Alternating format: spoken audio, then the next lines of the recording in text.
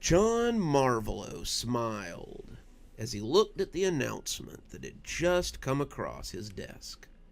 Folks, it is my very great honor to announce that the city of Cashmere will be setting up its Halloween decorations.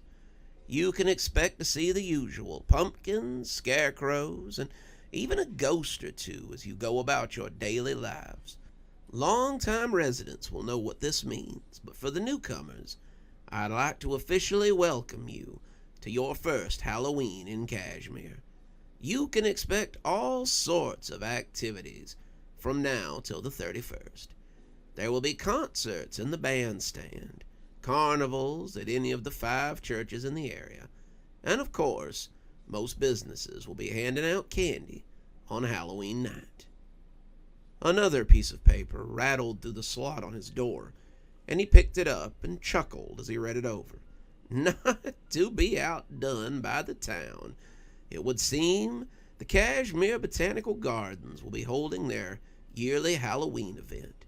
Come see what they've planned this year and be ready for a ghoulish presentation. I've been told that the park has been creating its own line of beverages and has put together several menus for those interested in trying their new offerings. We can also rely on the hard-working men and women of the park to put together a display worthy of the town and its people. The park and its representatives invite everyone to come and experience a Cashmere Gardens Halloween. And remember that locals get a 15% discount when they show their ID. That's going to take us back to the music, and I hope we'll see each other after this brief interlude. John muted his mic and put on Dream Girl as he sat back in his swivel chair. He loved Halloween. The costumes, the candy, the little kids running around who seemed to be having such a gosh darn good time. He loved it all. He'd have to be sure to rig up his mobile setup so that he could go out into the community and experience some of the yearly festivities again. He was sure that Charlie Guthrie would be performing in the park again this year, and he couldn't wait to have a piece of Mrs. Spencer's warm apple pie. It was going to be a good Halloween, as all Halloweens were in Cashmere, and John couldn't wait to tell everybody all about it. I think it's one of my favorite seasons to live in Cashmere. Dr. Winter smiled as she watched Juliet hang up the Halloween decorations in the clinic. She was never sure when it was too early to start decorating, but the second week of October seemed to be when they always put up their offerings to the season. Juliet would have probably put them up in August if Dr. Winters had let her. You had to be a little careful how early you put your decorations up in a place like this. Sometimes the sight of a skeleton or a bat hanging from the rafters set off people's less than fun childhood memories, and she was sure there would be a few people who would feel triggered in the waiting room until they took them down after the 31st. Dr. Winters was of the same mind as Juliet, however. She loved Halloween, and she would have gladly celebrated it every day if she could. "Any plans this year?" Pamela asked, as she handed her assistant a string of paper bats to attach to the ceiling. "Well, I was gonna hand out candy until about 7:30, get the little kids that walk up Main Street before I packed it in, and then I thought that Mr. Jones and I might go to the Botanical Gardens and see what they do this year for Halloween." Dr. Winters smiled, keeping most of the wrinkled nose out of her voice as she told Juliet that sounded nice. Juliet had really taken to the young man who worked for her brother, this magnificent Lucifer Jones. He seemed like a nice enough boy, very polite, very charming, any time he came to pick her up for lunch. But there was just something about him that Dr. Winters didn't particularly trust. She was certain it was his association with her ne'er-do-well brother, but perhaps it was a little bit of possessiveness for her assistant and friend. Juliet had been with her for a long time, someone she had helped out of a bad situation, and she really hoped that the young man wasn't the sort that would break her heart and then go about his business. Juliet deserved much better than that. What about you, Doc? What are your plans for Halloween this year? The usual. I thought that Maggie and I might go to the park and hear Charlie Guthrie sing a bit, and then perhaps make our way to the botanical gardens and see what all the fuss is about. Juliet grinned at her from atop her stepladder. You can always come with me and Mr. Jones, and heck, ask Mr. Seraph if he'd like to come as well. He really is a nice guy, once you get to know him. Despite her fondness for her brother's assistant, Juliet never seemed to be able to use his first name. It was always Mr. Jones, or sometimes, when she thought no one was listening, she would call him Marvelous, but she refused to use the name of that fallen angel in connection with someone she felt quite fond of. Dr. Winters often wondered what she would think of her if she realized her boss had a similar nature to that morning star, whose name she didn't quite seem brave enough to utter. I don't think so. There's a lot of bad blood between my brother and I don't think we will ever be on good enough terms to be anything but passably sociable to each other. Juliet looked as if she wanted to say more, but went back to hanging Halloween decorations instead. Pamela knew that Juliet had guessed that there was something very heavy between the siblings, something she couldn't quite put her finger on. She probably assumed it was an inheritance squabble, or maybe a fight over land, or a spat from childhood. In her world, these were the things that separated siblings. She couldn't know of the betrayal her brother had been responsible for, of the betrayal her father had orchestrated, of her expulsion from the only place she had ever known, into a place she had not only never been to, but had been raised to fear. The bell clinked, and Dr. Winters looked up to see the writer as he walked in, already chewing his fingernails. Pamela looked at him with a mixture of pity and almost motherly love. Juliet couldn't have guessed why she saw this one so often. If she had, her questions would have been endless. Who am I? And when he asked it, it was the tremulous voice of a child. Come on. I don't have another client until 3. Let's see if we can't put your mind at ease once again. The two of them walked to the back, Dr. Winters with her arm around the man's shoulder, and Juliet watched them go with a sense of foreboding that seemed to be normal around that strange young man. Gramps, you don't think this is too many tombstones, do you? Marcus and his grandfather had been decorating the house since mid-September. Marcus always laughed at his grandpa when it came to his 2 favorite holidays.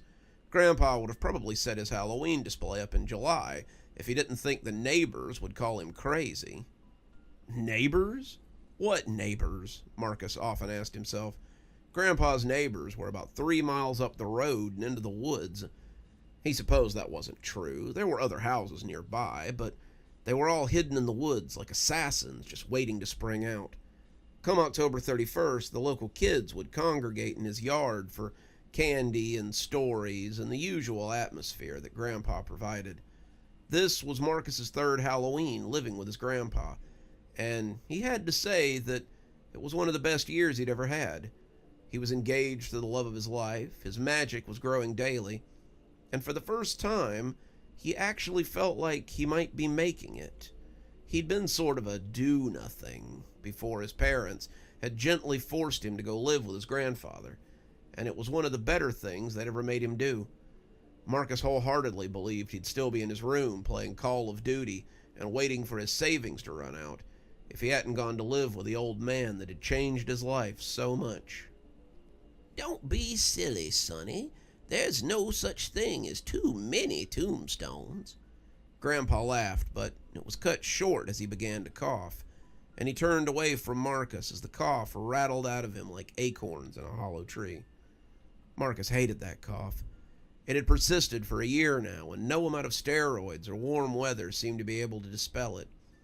As the temperature dropped and snow became more than just a threat, Marcus wondered if there would be another Halloween with his favorite grandpa. The thought made him tear up a little. He loved the old man, loved him more than he did either of his parents, in fact, and the passing of his grandfather would likely shatter him more than anything ever had in his life. He looked at the gravestones, these lumpy styrofoam facades that they had painted gray and pushed into the ground with tent pegs. He hoped he wouldn't need a real one before long, but he doubted his grandfather would want to be put in the ground anyway. Grandpa would want to be in the woods, a place he had loved more than life itself since he was old enough to stand on his own 2 feet. Grandpa's coughing fit finally tapered out, and he headed for the porch where there was a box of Halloween decorations he had brought from Habitat for Humanity. The lady behind the counter had saved it for him, knowing that Grandpa loved new decorations for his ever-growing display. Marcus had talked him out of buying the box of Christmas decorations they had also set aside for him, but the woman had winked at Grandpa and said that she'd save them for him for as long as she could. Marcus's shoulders already ached at the thought of pulling the Christmas decorations out of the attic and setting them up before the Thanksgiving turkey was even hot in the oven. Halloween and Christmas were the only 2 holidays that really mattered to his grandpa, and he was known throughout the hills and hollers for his displays and for his offerings. "Let's get these bats up, son," Grandpa said, hauling out a string of plastic bats with little blinking lights in their heads. "More bats? You've got a squadron up already." Grandpa smiled as he watched the lights blink on and off in their little plastic noggins. "A cauldron." Marcus got up on his toes as he tried to look into the box, its position on the top step making it hard to tell what was inside. "That box looks a little small for a cauldron, but I guess anything is possible." No. A group of bats is called a cauldron, not a squadron. And anyway, I could never have too many bats. They're good for keeping the bugs at bay." Marcus shrugged. It seemed he just couldn't win with the old man. Grandpa was a wealth of information, some of it important, some of it just trivia. He ended up hanging the bats, putting up a few more scarecrows, and even assembling a Frankenstein's monster that Grandpa had gotten from God only knew where. He was careful to give the new bottle tree a very wide berth as he went about setting up. Marcus thought he'd probably go for the rest of his life without interacting with another bottle tree, and it would still be far too soon. "I think we need a few more pumpkins on the front porch," Grandpa said, though he was now seated in his rocker on the front porch instead of straw bossing in the yard. There was a beer in his hand, and there was another one sitting on the table beside him. The invitation was pretty clear. Marcus had worked up enough of a sweat that something cool would be just what the doctor ordered. Marcus took a step forward, meaning to crack it open and have a sip, but he sighed as he went to the cooler and grabbed 2 bottles of water instead.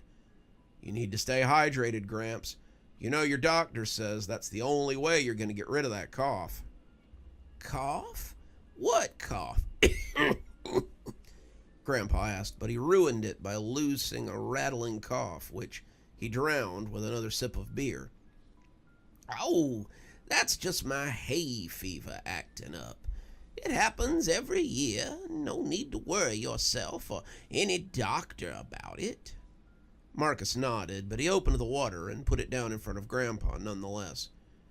"Besides, we carved all the pumpkins yesterday, unless you've managed to acquire some more." Grandpa's grin was as big as one of the jack-o'-lanterns on the step as he pushed a few more of them from behind the chair he was sitting in. Marcus chuckled. "Just where did all these come from?" "An old man of the woods has to have his secrets, son. Now, are you gonna carve those pumpkins, or are you just gonna jackjaw about it?" Marcus went inside to get a pair of carving knives. It appeared that the 12 or so pumpkins that he had carved over the last 2 days just weren't going to be enough this year. At this rate, he might get done cleaning the pumpkin guts out from under his fingernails by New Year's. "How are the festivities proceeding?" They were all seated around the big table again, Sam and Randy, the lady, Tobias, August, and the Barker. The Barker sat beside Randy, and Tobias and August gave him an empty chair between them. The distrust for the Barker had not lessened in the least bit, but some of them were beginning to come around. Tobias and August were extremely paranoid about his presence, but some of the Brandylow in the park had begun to accept him just a little bit. Brandylow were jolly creatures by nature, and it was hard for them to hold a grudge for very long. Some of them, the grizzled ones who had gone out to help find the lady and fought beside the Barker, had helped him with his haunted house, but most of them still looked on him with distrust. "Randy, what's the status of our security?" "Security has been stepped up. I have confiscated most of the automatic weapons from our new guests and given them the standard security baton and flashlight. I've explained to them that their weapons can be acquired again if they need them, but that civilians don't usually take kindly to people with automatic rifles patrolling the park. I do not foresee any sort of security issues with the upcoming event. Most of these guys have served in one military or another, and they know how to take orders." "Excellent. Tobias, how was the setup for the agricultural area proceeding?" The lady usually oversaw both areas of the park when it came to events, but this year she'd been talked into letting Tobias handle the agricultural area, while she handled the more fantastical side of things. Her side had a spooky wood and a witch's house, a candy forest, and some grisly-looking candy corn creatures that would chase guests if they got too close. There would be costumed Brandylow in the haunted forest as well to scare people. There would be witch's brew served and finger foods made up to look like body parts. It would be fun and spooky, and the lady had spoken endlessly to Sam about her plans for Christmas as well. It goes well. We've set up the corn maze and put up some scarecrows. The Gordlings are coming along very nicely, and we have hay rides that will run every 30 minutes around the cornfield. There will also be pumpkin carving contests, which led to an odd sound from the Gordling that was sitting in the lady's lap, scarecrow stuffing contests, and even a spooky barn that will be fine for kids of all ages. The lady looked pleased, but the two sides might as well have been warring nations as far as Sam was concerned. The sticking point always seemed to come back to the Barker. The Barker had set up his haunted house on the edge of the candy forest, and though it was small, he assured everyone that it would be something to be experienced. It was supposed to be at the back corner of the agricultural area, but Tobias had put his hoof down and said that he wanted the man nowhere near his side of things. "He is untrustworthy, and I refuse to turn a blind eye and let him stab us in the back again," Tobias said to Sam when they were talking. "Tobias, be reasonable.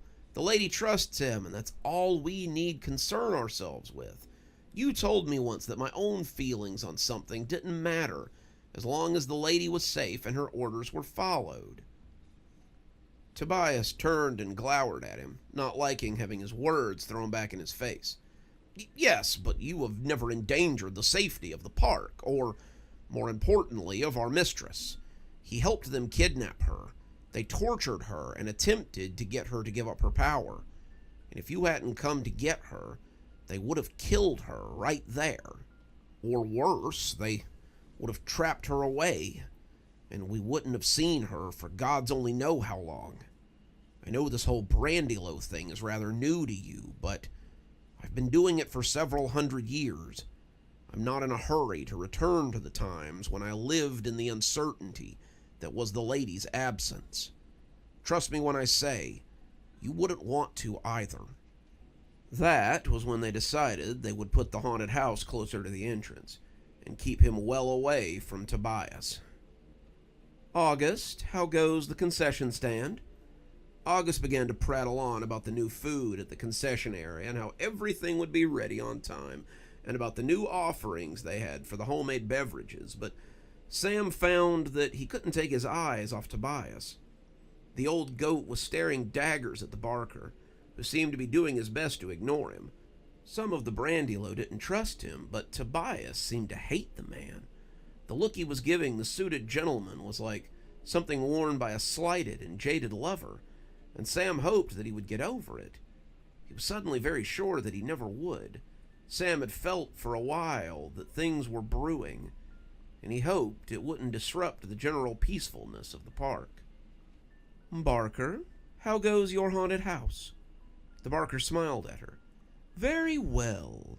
I think it will be a huge success for all who attend. I hope it will help people as much as it has in times past." Tobias rolled his eyes, but Sam thought he might be the only one to notice. "Excellent. It sounds as if everything is going well. We will officially begin the event on Monday.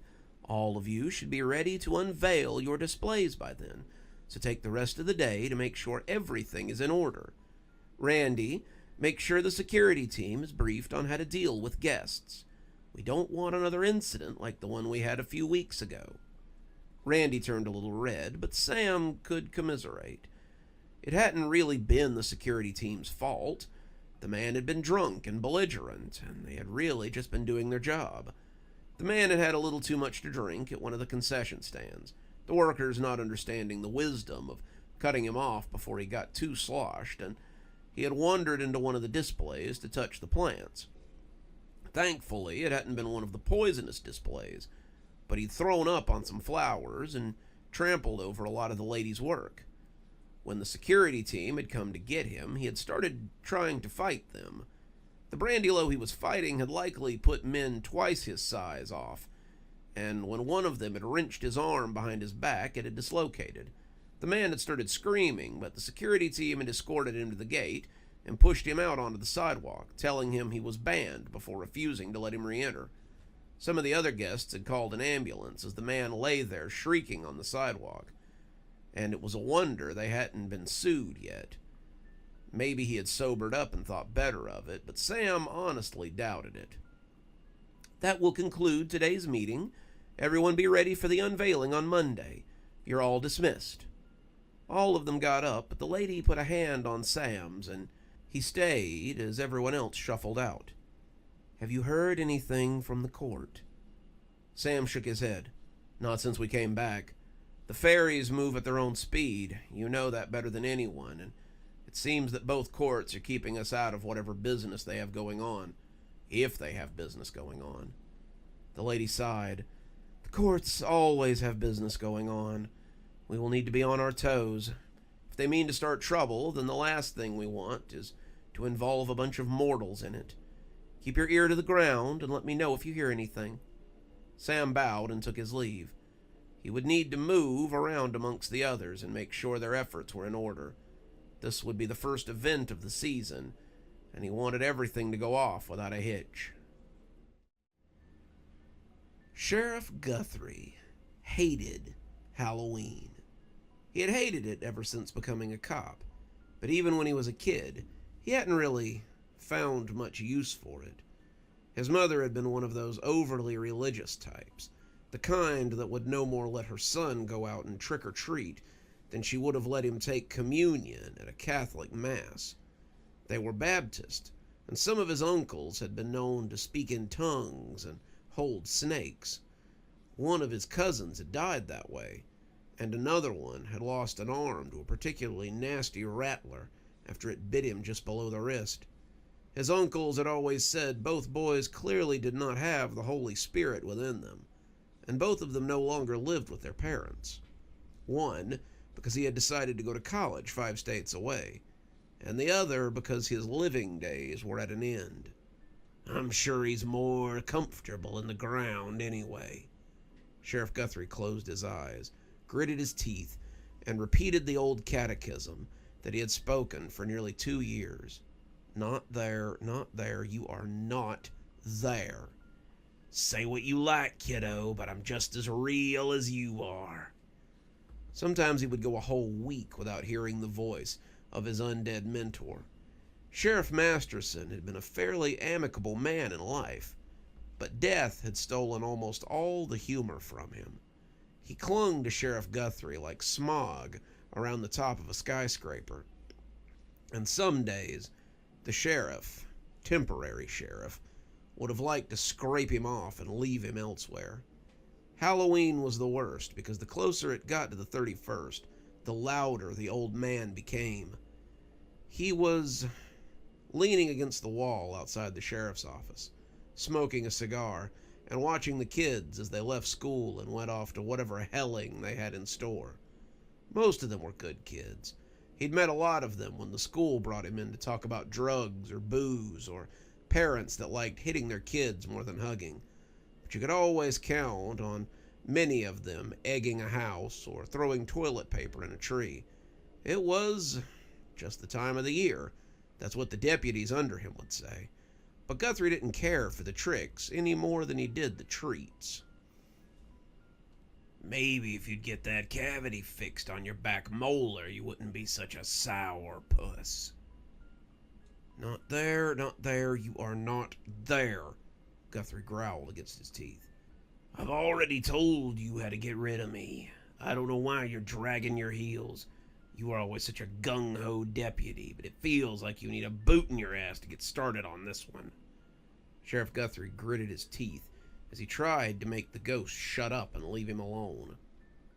He wanted desperately to go back to normal, or as close to normal as he could get. He wanted a time when he didn't have this rotting corpse on his shoulder, when he could go a whole day without having to think about what happened in the woods and how it apparently was all his fault. He felt his hands clench around the symbol in his pocket, the one he had taken from the sheriff as he lay dying, so that he could make it out of the woods alive. Was it his fault? Had he been responsible for Sheriff Masterson's death? He didn't think so. No more than the beast that had killed him had intended to murder him, but the more that grinning specter whispered in his ear, the more he could believe that he might be the problem. You know what you have to do. You have to decide what's more important, your job or the security of this town. Because if those things in the woods get antsy, and you know they sometimes do, then they're going to come into this town, and they're going to wreak havoc. Not there, you are not. Sheriff Guthrie, are you feeling okay? Sheriff Guthrie opened his eyes, and there were suddenly two people standing a healthy distance from him and looking on with concern. One of them was the new woman in town, the one who had opened up the knick-knack shop that her aunt used to own. He thought her name might be Cassandra, but it was probably something else. Then he fixed on it. Her name was Candace, and she was standing with Earl, the gravekeeper, who sometimes gave him so many headaches. He smiled at them, and it must have looked grisly, because Earl gripped her arm tighter. Were these two dating? Guthrie was happy for them if they were, but he supposed he must look pretty ghastly for Earl to put a hand so protectively on her. Yeah, I'm fine. Don't worry about me. What are you two up to tonight? Out on a date? Earl blushed about as red as the town fire engine. Just off to have a little dinner at Miss Blair's. Everything going okay? I decided not to put up the Halloween decorations this year, like you asked me to last year.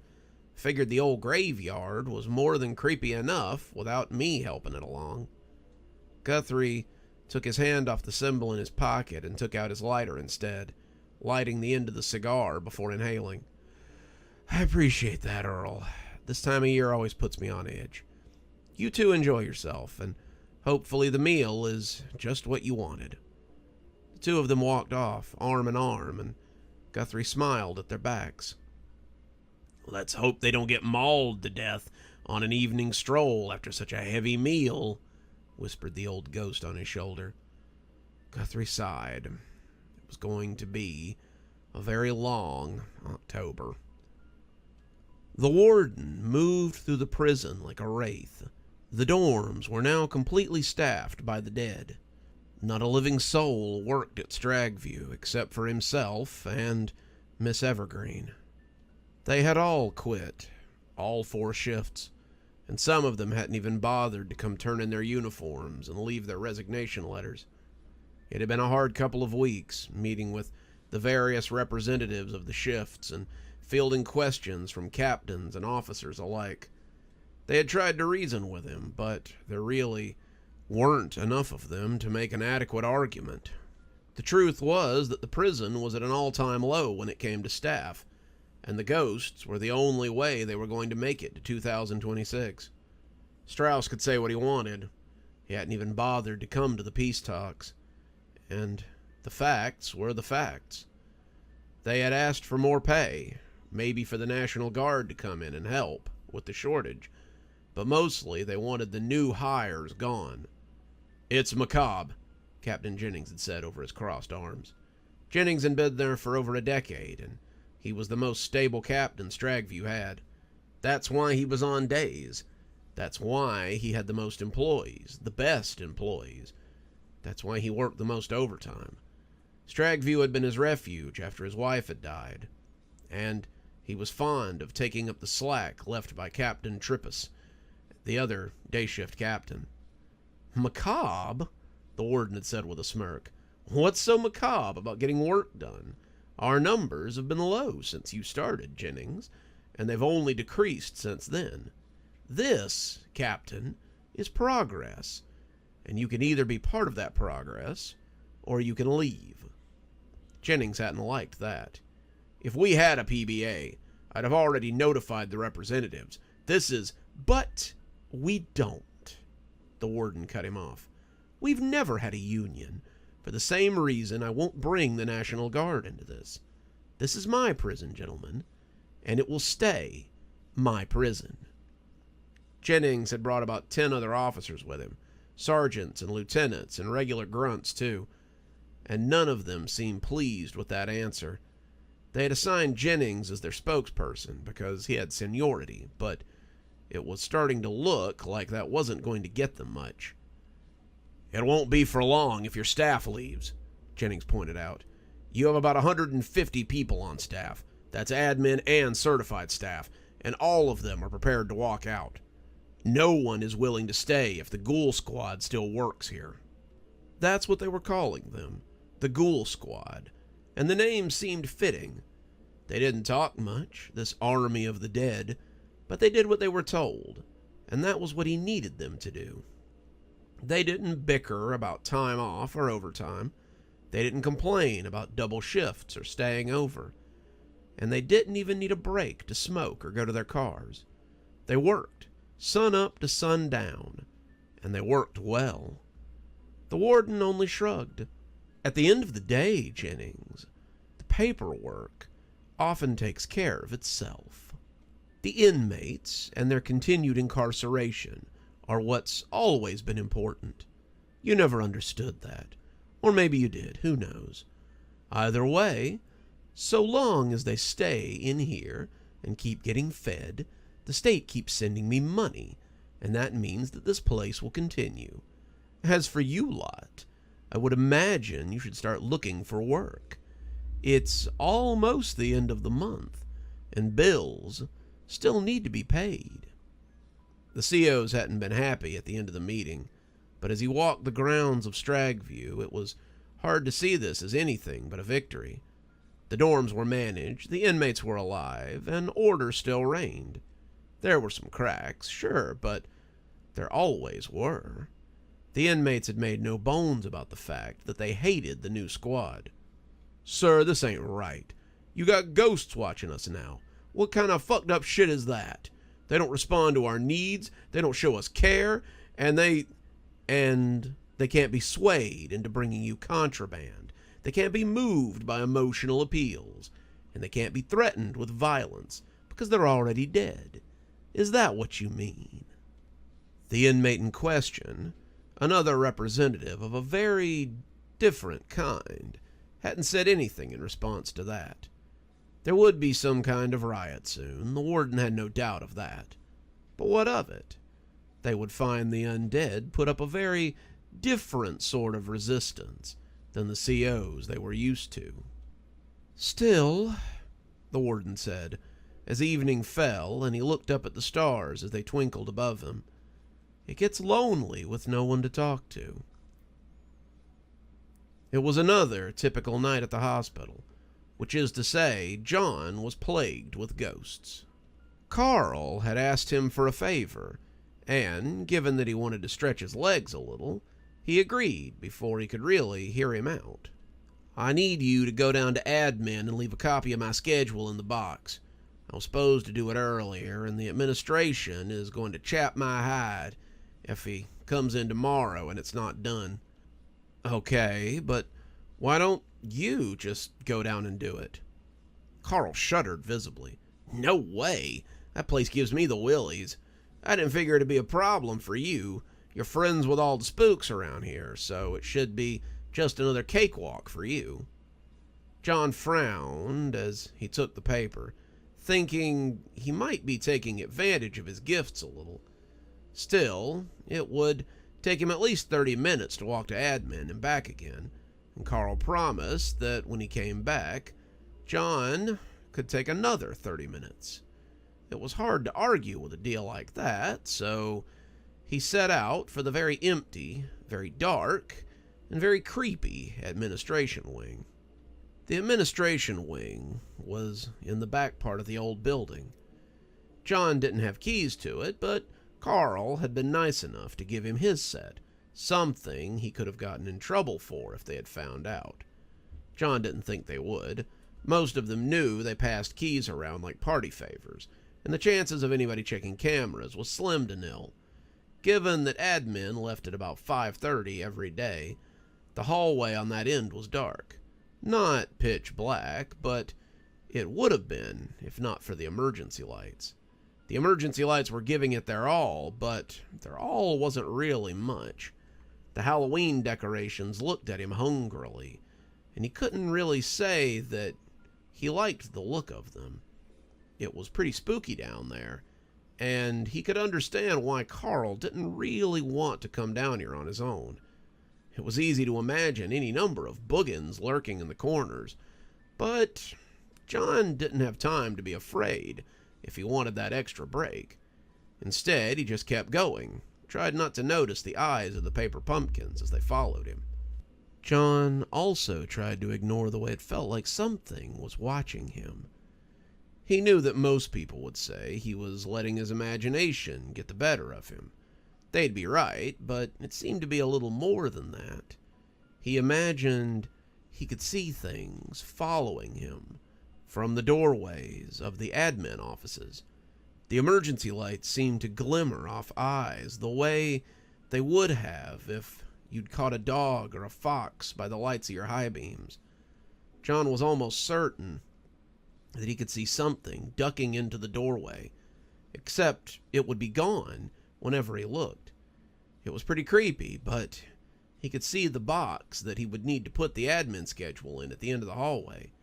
He was nearly home free, so the idea of stopping wasn't really something that occurred to him. When he heard the small titter of laughter as it echoed from one of the open offices, he started thinking that it might not be all in his head. That was when the weirdness really ramped up. John could hear the scuff of feet on the linoleum. He could see the shadows as they fell across the door frames. And if he looked really close, he could see hollow eyes looking back at him. John told himself again and again that he was just being paranoid and jumping at shadows, but the further he went, the harder it got to tell himself that. John squinted into the darkness, and it was almost like he could see masked things lurking there. At first, he thought there might only be a couple, maybe one or two, but the further he went, the more began to appear. Suddenly, it was 3, then 4, then 6, and finally, there could have been as many as 15 of them. They just kept peeking around at him, like Jawas in the old Star Wars movie. And that box that he was supposed to put the schedule in felt like it might be miles away. John turned in the direction of the laughter as it came again, but there was still nothing but the giggles to show that anything had been there. His hands were shaking as he stuck the schedule into the box, and as he turned around to look back up the hallway, it seemed to go on for miles. It was hard not to notice that all the office doors were open now. He could almost see the little faces peeking out of the doorways at him. It felt like he was about to run with the bulls. And as John took his first step into the shadowy admin hallway, all the doors suddenly slammed shut all at once. That was enough to make him jump, high enough to change out ceiling tiles, in fact. And he took off running at a sprint. As he passed the doors, they opened again. John could see small creatures stepping out, kids with ghoulish faces. They were running behind him, but he was really sprinting now. John had to make it to the door that would lead back to the hospital proper. The lights were on out there, and he still believed that all it would take was the overhead lights to make these little ghosts go away. John was really booking it, peeking over his shoulder to see if they were still following him, and the sight of that horde coming behind him made him careless. He turned around just in time to slam waist first into a desk, groaning as he rolled to the floor. Suddenly, John was looking up into the faces of those little ghosts. They were like monsters from a Halloween catalog in the 30s. Their faces were grotesque and lumpy, but the longer he looked, the more John realized the features were drawn on, not grown there. There were goblins, animals, all sorts of things. And as he shook in silent fear, they started to giggle. That took him aback a little. Why were they laughing? "Happy Halloween!" they all yelled. And suddenly they were taking off homemade masks and grinning down at him. John was shocked. It was just a big group of kids. Not just kids, though. They were also ghosts. Many of them were in hospital gowns, their faces covered with burns or their eyes blackened with sickness, but they were grinning like it was the most fun they'd had in a long time.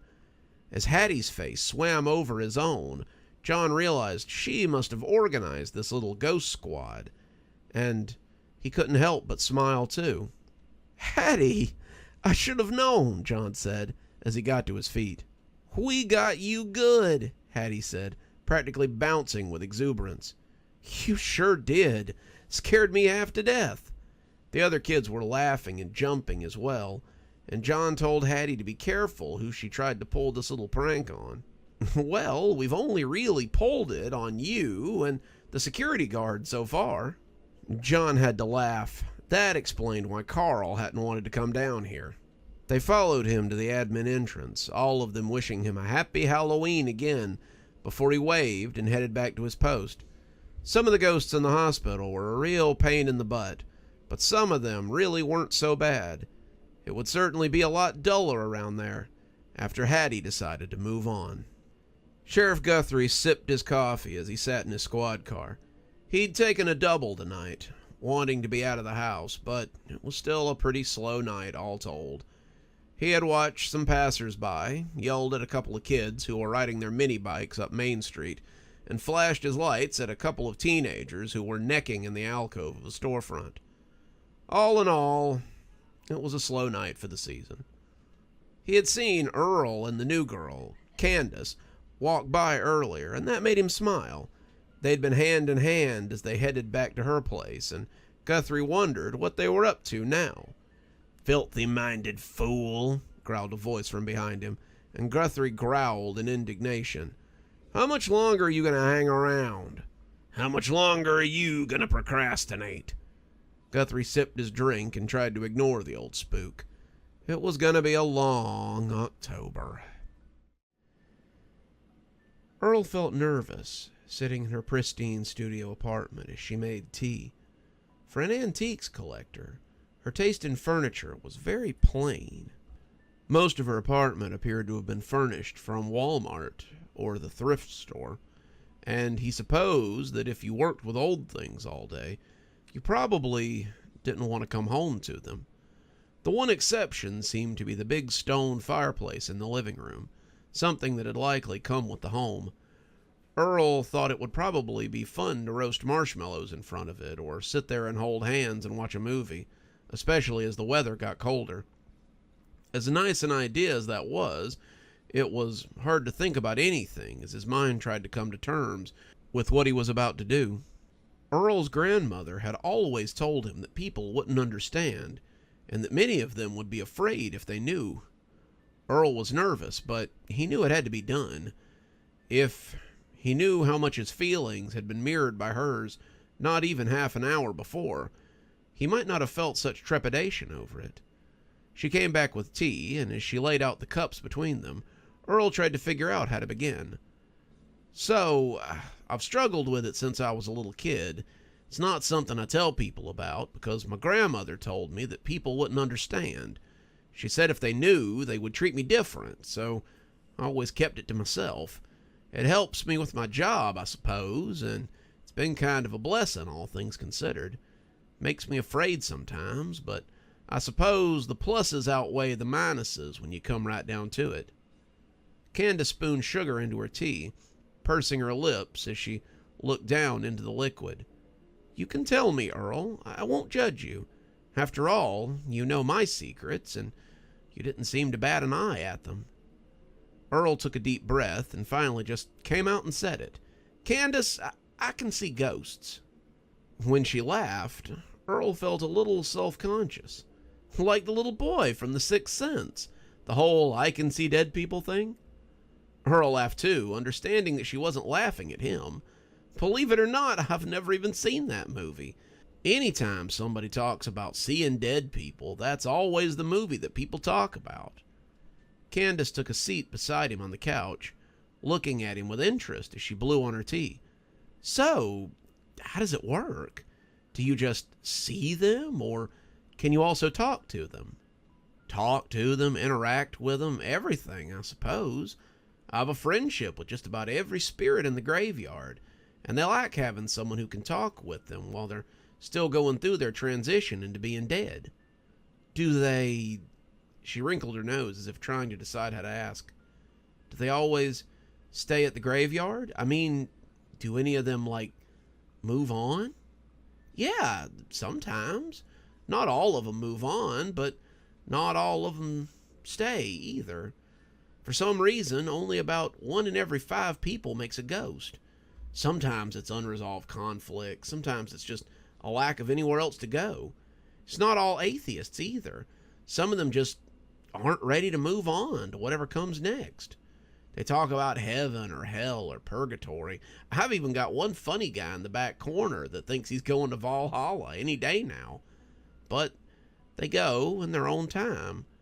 I don't think it's anything they've done. I think it's just accepting that they're not alive anymore. I'm sure there's something else out there. It's just hard for them to find it. Candace thought that over for a moment, sipping at her tea and thinking. I hate to ask, but my aunt's buried in Whispering Pines Cemetery. Has she moved on? Or is she still there? Earl smiled. Your aunt was never a spirit in my cemetery. I heard she went quick. I remember the service. It was beautiful, but once she was in the ground, she never made a ghost. Like I said, some of them just don't. That seemed to make Candace feel a little better. So, you can talk to ghosts, and I'm a werewolf. I guess weirdos really do attract. She seemed to regret it after she said it, but Earl just laughed.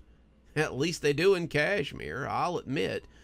I've never actually had anybody to talk to about this except my grandma.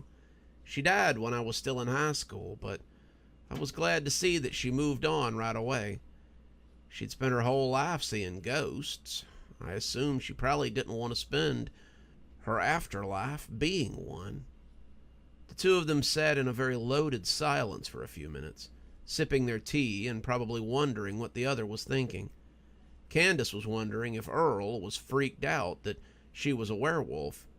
Earl was wondering if Candace would want him to talk to dead people now. They both started to speak at the same time, laughing as they told the other to go first. Laughed again, both of them so awkward at what was probably just a normal part of early relationships for most people. Sometimes you got into a relationship and she had cats and you were allergic. Sometimes you got into a relationship and he had strange hobbies that you didn't have any interest in. They both supposed that the same could be said for sometimes you're a werewolf and he can speak to the dead. Whatever the case, both of them were glad they had found the other. "I'd like to see you again, Earl, if that's okay." Earl grinned from ear to ear. "I'd like to see you again, too. I was really hoping that the whole talking to dead people thing wouldn't run you off." Candace shook her head. "If you weren't freaked out by the whole dating a werewolf thing, then I suppose you talking to dead people is really nothing to get too excited about." The two of them stared at each other for a moment, their eyes crinkling as they sat in silence. And when they both pushed forward into a very chaste kiss, it felt like fireworks exploding behind Earl's eyes. He had never stopped to think that he might be in this situation. The only women he had ever loved had died before he was born, and it had seemed foolish to think that anyone would want a gravedigger as a husband. It seemed, however, that Candace had looked past that. Perhaps working with discarded things had helped her see the value in someone who cares for the dead. "I think I'd like to go have a bath and head to bed. It's been a wonderful night, Earl, but I think I need to get some sleep before I do something that might be a little out of character for me." "Could I see you again? I'd like that very much." "Sure, whenever you like. Do you want to go to the town's Halloween carnival with me? I saw them setting it up a couple of days ago, and it should open next week. Charlie Guthrie will be putting on a performance in the park, and if you've never heard him sing, you're in for a treat." "That sounds lovely. I can't wait." "Okay, well, what about tomorrow? Will I see you tomorrow?" "You mean today?" Candace asked. Earl chuckled. "I guess it is pretty much today already." "I'll come by for lunch, if you're not too busy." "That sounds great.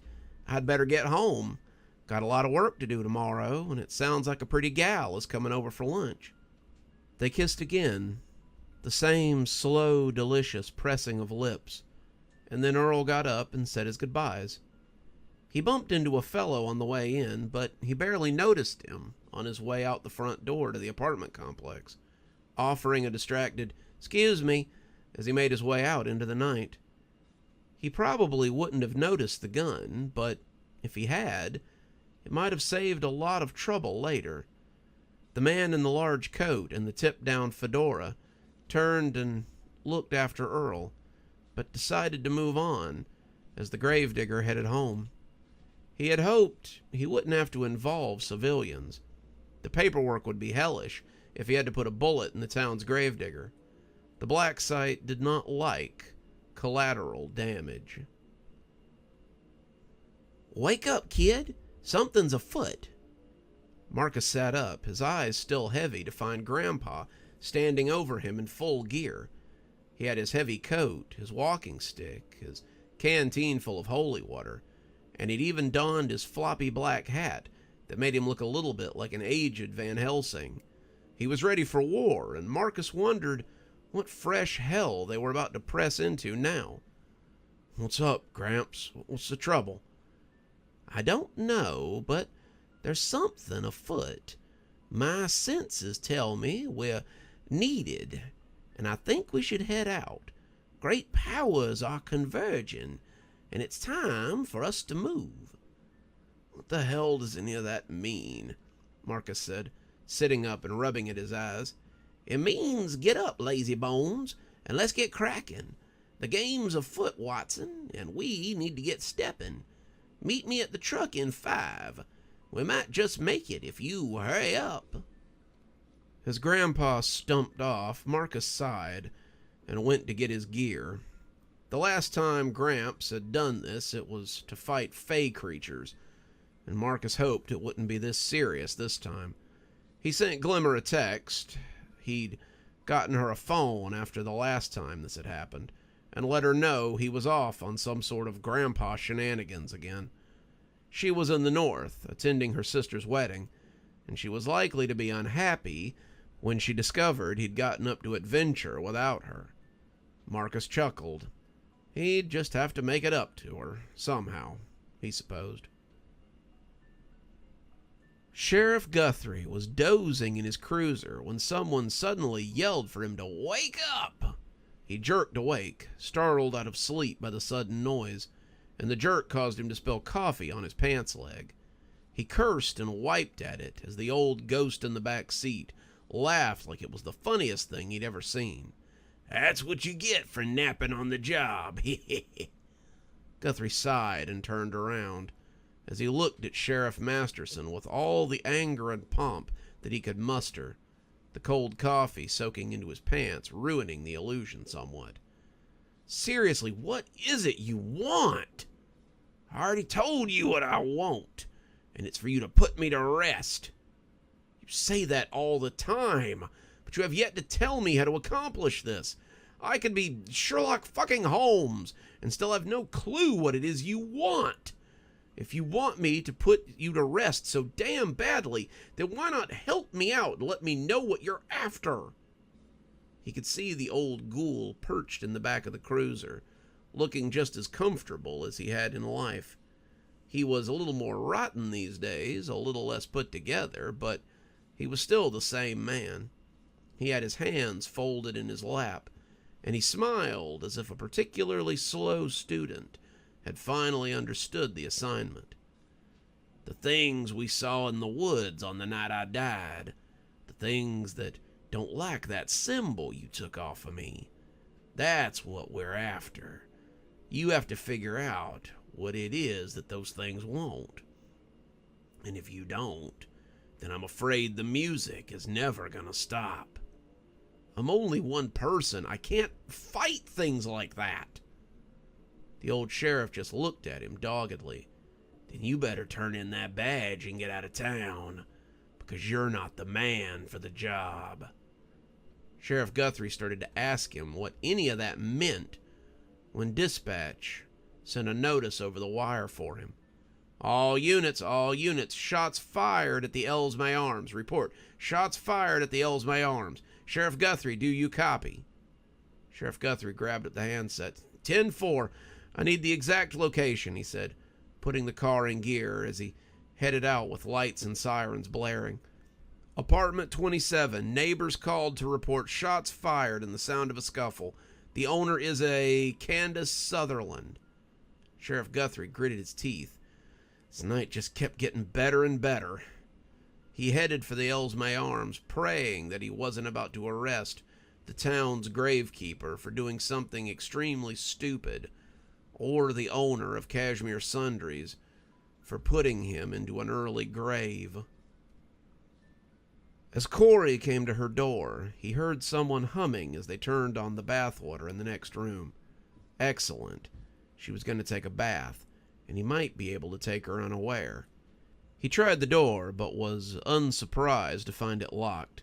He checked his weapon, a service issue 1911, and screwed on the silencer that might ensure that he had time to run before her neighbors had the sheriff on his way.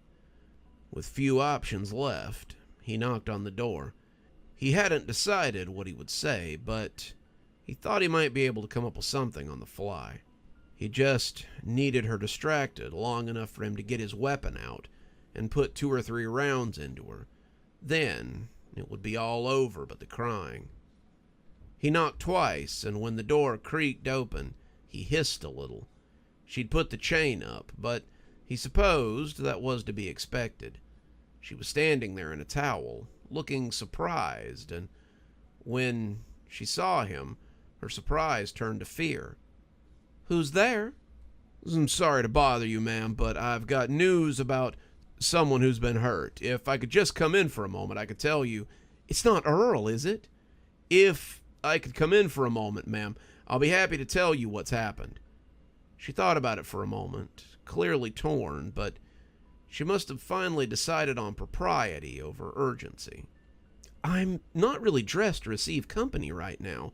If you need to tell me something, you can tell me right here at the door." Corey smiled and reached into his coat for what she probably assumed were orders. He had believed he had a clean draw on the weapon, but when the silencer got stuck in his pocket, she clearly noticed what was going on. She screamed and attempted to slam the door, catching the silencer in between the door and the jamb as he shot twice. The silencer was bent, the force crumpling it inward, and as it came free of the weapon, the door slammed in his face.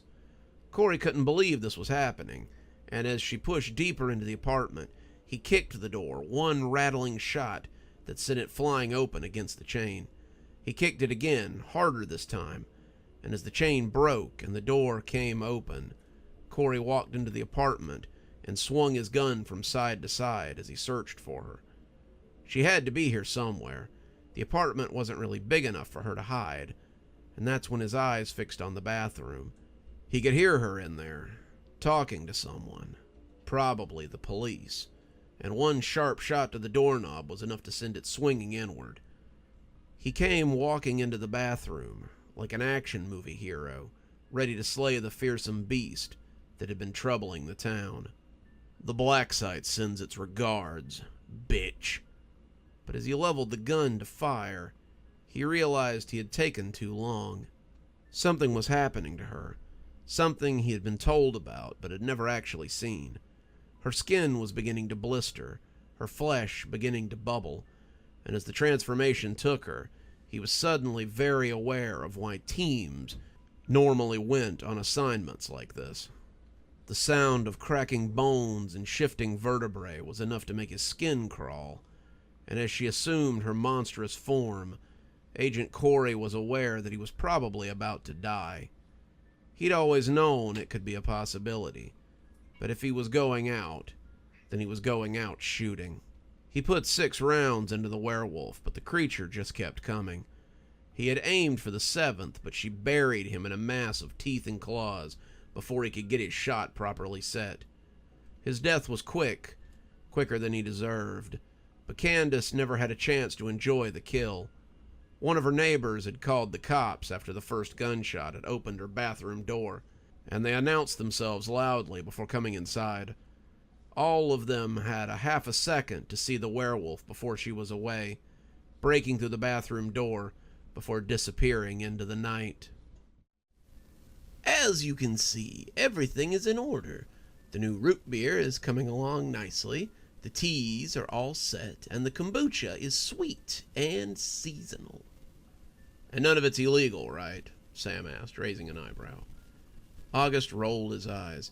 Just because that's how we began doesn't mean that's how we proceed. Rest assured, that's not a mistake we'll make again. Sam nodded, burping a little as he stepped from behind the counter of the concession stand. He'd been sampling some of their wares, so he could report back to the lady, and it had been quite a culinary journey. Sam felt like he'd eaten a French-fried Shetland pony, and he was already sure his heartburn would make him pay for it later. Well, Sir Knight, I trust you'll confer with our mistress and tell her how things are proceeding. You better believe it. It's all going to be a hit, I have no doubt. Sam believed it, too. Besides the root beer and the kombucha, they also had seasonal pastries and spiced teas, soft pretzels, and all sorts of ciders to stave off the chill. There would be no lack of people lining up to have a taste, and Sam could already see the dollar signs that would be rolling in this time next week. He was full as a tick, practically waddling away from the refreshment area. And as he took out his list, he sighed as he realized he still had 2 more places to go. He had to check out the haunted house, and he had to have a look at the agricultural area. While he was there, he should probably look at the rest of it, too. The 2 big attractions were the haunted barn and the corn maze, and he'd need to report on all of them. He was coming through the candy forest, belching every other step as he alleviated some of the pressure, when he caught sight of the barker, looking forlorn as he stood outside his attraction. It was less of a haunted house and more of a haunted shed, but the barker assured them all, despite its size, it was something to be seen. Now, however, the place looked to be fairly trashed. The door had been taken off its hinges, all of his decorations lay smashed and scattered in front of the small shack, and someone had spray-painted "Traitor" across the front in red spray paint. If he heard Sam coming, he gave no indication. The barker just stood there, looking, as Sam came to stand next to him. "Well, you were right. It was certainly something to be seen. I don't understand why they keep doing this." "Who?" Sam asked, but he already knew. It would be the same group that talked quietly any time he went past. "I didn't see them. They were gone when I got here, but I can venture a guess. It was Tobias, it was August, it was the members of the refreshment committee, or any of the dozens of others that do not seem to be able to trust me." Sam wanted to comfort the barker, but on some level, he understood why they were so upset with the creature. He had hurt them, or at least he had hurt the lady. They could not forgive that, and many of them never would. Tobias was beginning to look like one of those, and he would never let bygones be bygones. He would likely be at odds with the barker until one of them was forced to leave, and the idea that the exiled one would be Tobias was beginning to become more and more likely. The lady was tired of these antics, and she was beginning to question whether putting Tobias out would fix some of the problems. "Do you want some help cleaning up?" Sam asked. "No, there's very little to clean up. The edifice you see is little more than a portal. What is inside cannot be tampered with, and all they can do is destroy the ambience that I've created for those who will await their turn. I will have everything ready by tomorrow. Do not fret." Sam nodded, but as he walked away, he had already decided to fret and plenty. He found himself charging over to the agricultural area, his armored boots clumping on the ground, as he walked around a small horde of gourdlings that capered about in the farm area. Some of the Brandylow looked at him with concern, and it seemed that they knew why he was here. How many of them had participated in what he had witnessed outside the barker's shed? He didn't know, but he knew who would have the answers. He found Tobias near the cornfield, directing the gourdlings into something a little more orderly. "Ah, Sam, good timing. I need your help with—" But he stood up to find that Sam was far closer to him than he expected. The two were practically nose to nose, and Sam did not look particularly pleased. "It's one thing if you want to hold a grudge, but do not involve the rest of them." The barker not only apologized for his part in the abduction of the lady, but he also tried his best to find her and bring her back. "I'm not asking you to love him. I believe that such things may be beyond you. But I will ask that you not hinder him. Just let him be. It's all he wants." Tobias bristled. "How dare you come and levy accusations at me? I had no part in whatever has befallen that misbegotten creature." "Oh, I don't doubt that you didn't participate yourself. I'm not accusing you of ruining his attraction. What I'm asking you to do is tell your people to leave him alone." Tobias's face was cloudy, a storm brewing just beneath the surface. "There's a reckoning coming, Summer Night. I will not ask you to take sides. I know your only concern is the safety of the lady and of those she protects, but what I ask is that you stand aside. He needs to be expelled, and if he will not leave on his own, then we will put him out." The sword was in Sam's hand as if by magic, but neither of them seemed to notice. "Funny. That sounded like you were threatening a member of this park. You are correct. My duty is the protection of the lady and those who dwell under her protection, and he is one of those people. I'll ask you again to put aside this needless feud. If you don't, then I cannot guarantee that he will be the one to leave." "But the lady would never," Tobias blustered, but Sam cut him off. "Oh, she would. You've disobeyed her orders, and she's growing tired of this agitation. Squash this, or I cannot promise that you will have a place here any longer.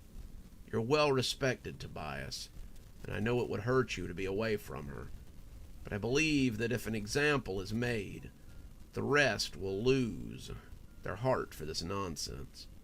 Do yourself a favor and let it go." Sam left then, finally aware of the sword in his hand, and sending it back into its sheath with a quick thrust at his hip. Tobias watched him go, and by the feel of the dark looks that threatened to penetrate his back, Sam knew there would be no letting go of this. It was dark, and Dr. Winters was walking through the woods.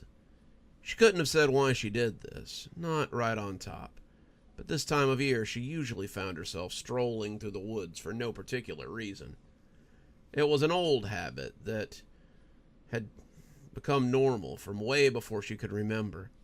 It took her back to her earliest days in Kashmir, days that were a little foggy and more than a little scrambled.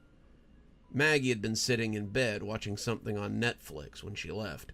She asked if Pamela wanted company, but Winter had shaken her head and told her that she would prefer a little bit of privacy. Maggie understood and had kissed her cheek and told her to be careful. Dr. Winters always smiled a little when she told her to be careful. Careful of what? Nothing could hurt her out here, and she damn well knew it. Why am I here? Who am I? She almost sounded like the writer who had come in earlier that day. She felt bad for the young man, though she supposed he wasn't young at all. He had been here for a long time. He'd been one of her first patients, in fact, and she liked to keep tabs on him, despite how needy he could be sometimes. He was always looking for something, and Winter would have really liked to have helped him find it. She wanted to help, but she honestly didn't know what he was looking for. She didn't think anybody did, but she supposed that was part of the game, wasn't it? She helped as much as she could, and when you couldn't help anymore, you sent them to someone more qualified. But who was more qualified than her?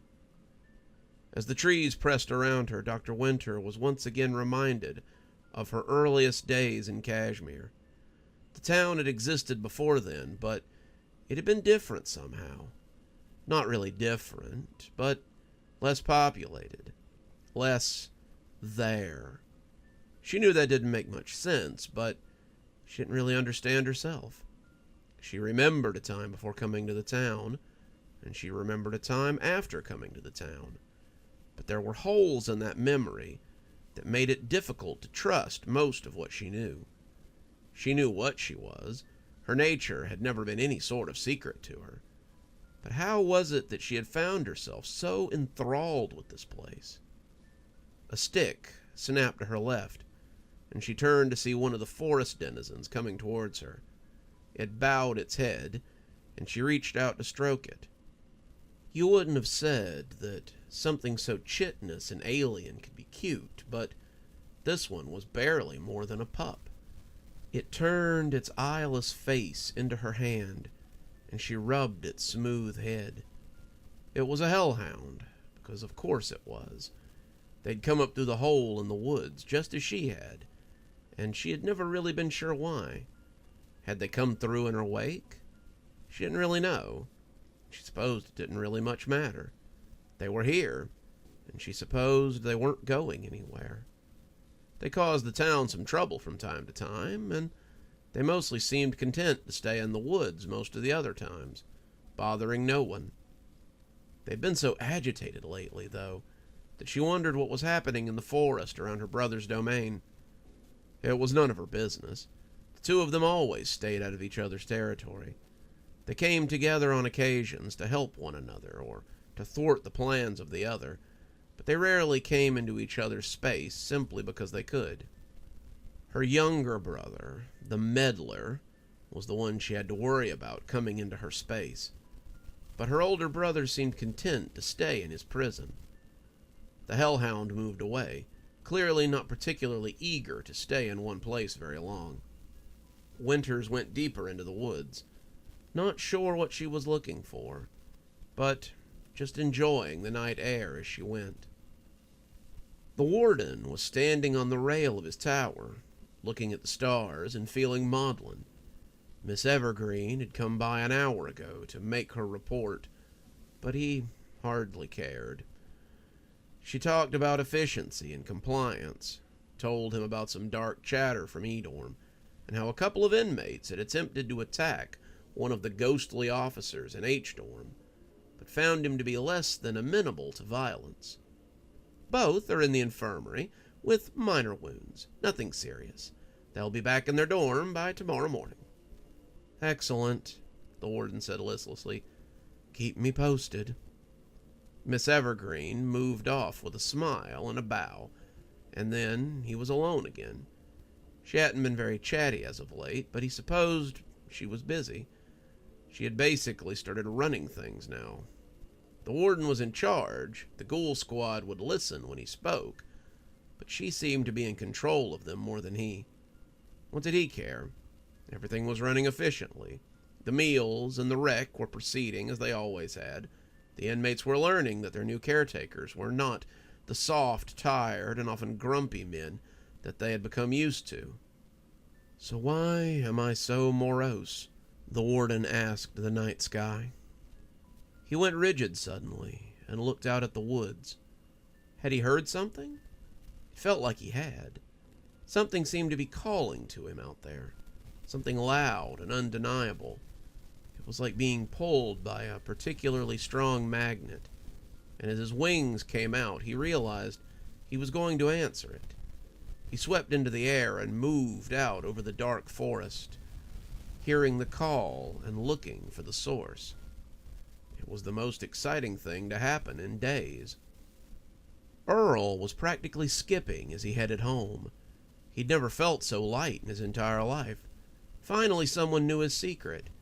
It had been something that he had held for so long that he had almost stopped believing that anyone would ever learn it. It only seemed fair. After all, she had shared something special with him, something very special and more than a little dangerous. If she trusted him enough to share such a thing, then he owed it to her to extend his trust as well. To his surprise, she had accepted him and his strange baggage. He had always believed that whoever he told his secret to would reject him on general principle.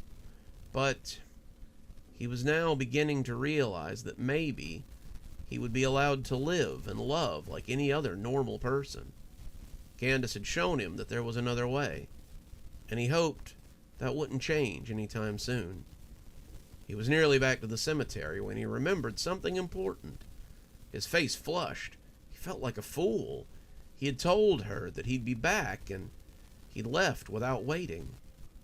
He hurried back to the graveyard, but there was no sense being in a rush now.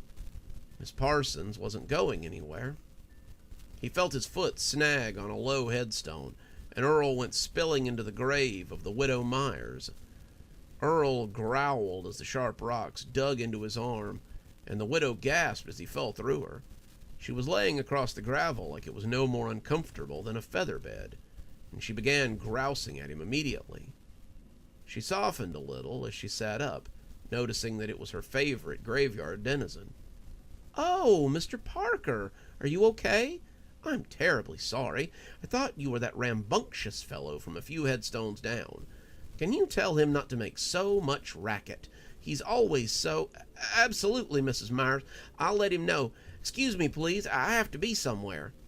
"Young people are always in such a hurry. You should—" But it was lost as he turned off towards the edge of the cemetery. Earl, do you have a moment?" Earl turned. It was Mrs. Manderly. She was sitting on her headstone and waving her hand at him. She was nice enough, but she treated Earl like a servant most of the times. A lot of them did, but Earl had always chalked it up to them being older and from a time when having servants wasn't so abnormal. "I just need my flowers moved. You have time, don't you?" "I'm in an awful rush, ma'am. I'll have to come back and get it later," he called as he hurried on. "Earl! Earl! Hey, Earl!" They were all calling for him, his usual rabble who wanted nothing so much as a moment of his time. Earl had a cousin who worked at Stagview. Well, had worked at Stagview, and he'd explained how infuriating inmates in a closed management cell could be. They want to monopolize all your time. They want something constantly. They never leave you alone, and after a while, it gets to be maddening. You're lucky, Earl. You get to work in a nice, quiet cemetery." Earl had laughed, agreeing, but he knew exactly what his cousin was talking about. The dead were like that, tied to a plot of land smaller than a closet, and wanting only your time and a little attention. Earl ran on, trying to get to the grave he wanted, and when it finally appeared on the horizon, he saw her bent over the book, her shoulders going up and down as she cried quietly. Earl stopped dead in his tracks. The sight of her crying raised a powerful sadness in him, and seemed to chip away at the joy he had found tonight. He came on slowly, the cries of the dead fizzling out to the buzzing of mosquitoes behind him.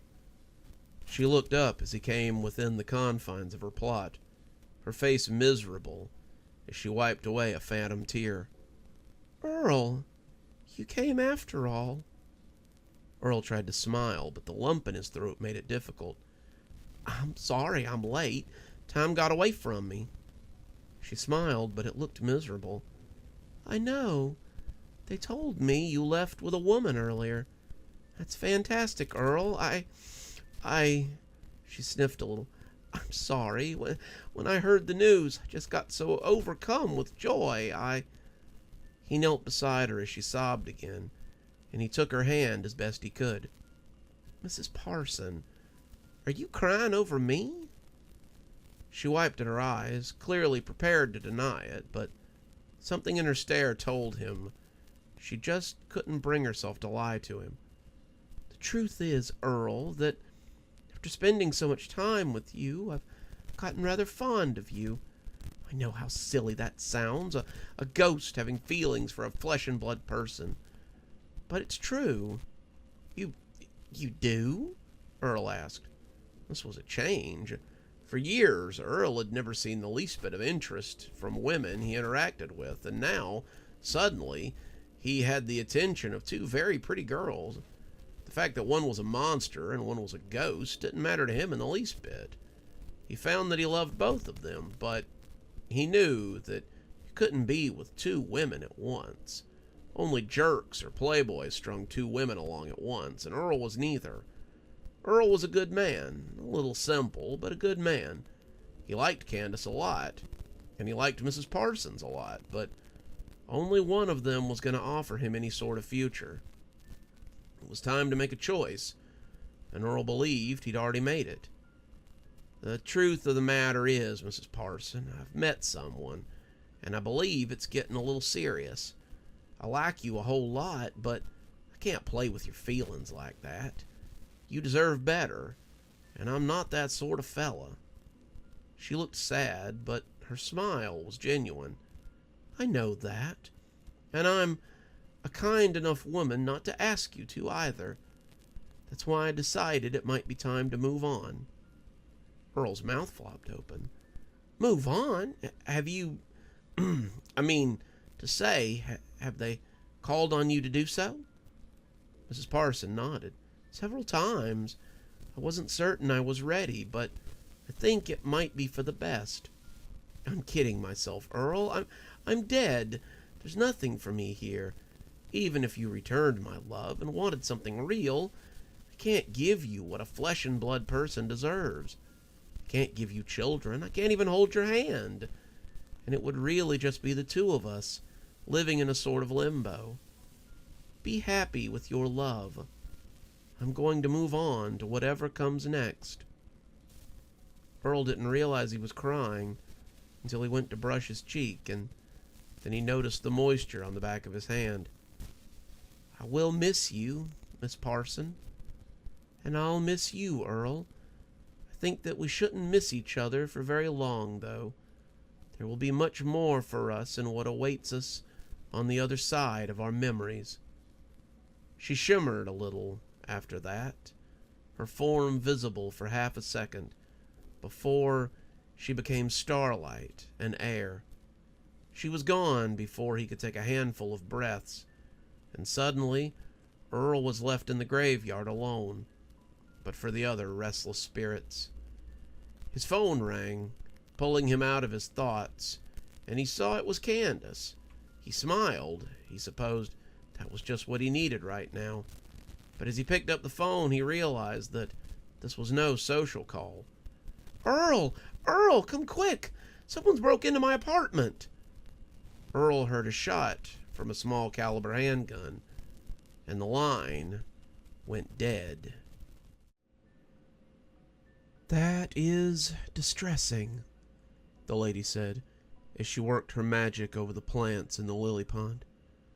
Sam was standing ankle-deep in the brackish water, unsure of what to do now that he had brought this to her attention. What could he do? There would be nothing but regret when it was all said and done, and the lady would not be the only one to regret what was to come. Sam liked Tobias. He would go so far as to call him a friend, but his irrational hatred had gone too far. I've warned him several times, but it goes nowhere. What should I do, my lady? The lady lifted a late-season orchid from the pool and looked into the cup as if the answer might be there. If it were anyone else, what would you do? It would be exile. The rules are pretty clear on what dissenters can expect from this court. Then exile it must be. But you know, the Barker would leave if he got wind of this. For one who is spun from the darkness of my enemy, he has a gentle soul. I do not think I have ever met a creature like him.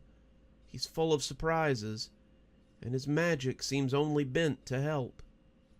Sam splashed through the water as he paced, not sure what to do about Tobias or the growing problem. He didn't want to cast the old goat out. It hurt to be away from the lady. They had all experienced that earlier this year, and the thought of making him live that every day hurt him deeply. Will you speak to him? If you talk to him, he might give up the stupidity and see reason. The lady looked down into the water, seeming to contemplate for a moment.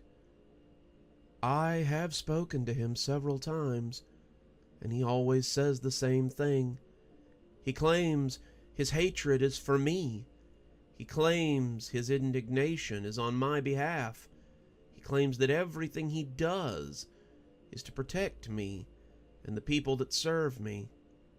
He goes on and on and on, and it all sounds very right and very good, but I do not believe that is the true reason for his anger. He will not tell me what it is, but I know that his indignation is a shield that he uses to hide what is truly bothering him. I could speak to him 1,000 times, but until he realizes what the true issue is, it will fall on deaf ears. I think I know, Sam said, sounding tired. I think he resents the Barker for his part in your rescue.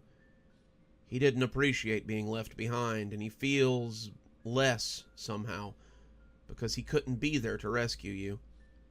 He loves you, you know. Not like he's in love with you, but he cares for you like a son does for his mother. He's protective. I suppose many of us are. But he's being irrational. Sam wanted to say more, but at that time, a brandy-low named Clover came running towards the pool in an agitated state.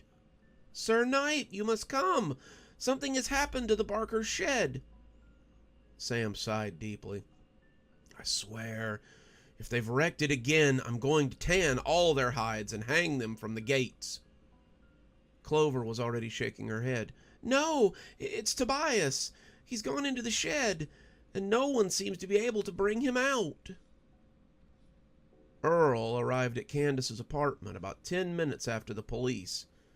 They were still there, taking witness statements and talking to people. When Earl approached, Deputy Woods put a hand up and told him this was no place for him right now. I'm just trying to find out if my girlfriend is okay. She called me and said that someone was trying to break into her apartment, and I just want to make sure that she's not hurt. Deputy Woods scratched his head. It's rough, Earl. I don't know what to tell you. As far as I know, the Deputy Woods, came an authoritative voice from behind him, as Sergeant Guthrie came striding out of the apartment.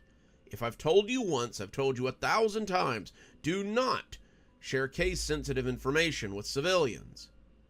"Get out of here, Earl. This is an active crime scene, and I don't need you in here messing it up." He had his thumbs hooked in his belt, one of his stances that meant that he was not open to nonsense.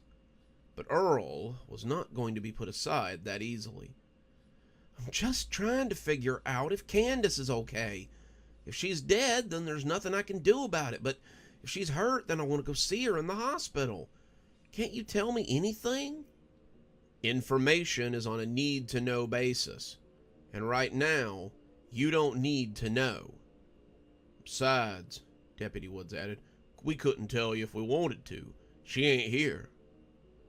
Sergeant Guthrie looked at Deputy Woods as if he might be the biggest fool he had ever seen in his entire life. "Well, where is she?" Earl asked, starting to get frustrated. Deputy Woods opened his mouth to say something, but Sheriff Guthrie gave him a look that shut him up. "Woods, why don't you go back inside and see if you can help Deputy Parks?" Sheriff Guthrie asked curtly, "and put your gloves on before you touch anything." Deputy Woods threw a jackleg salute and headed inside, not even realizing he was being dismissed. "Did you say she called you from inside the apartment? What exactly did she say?"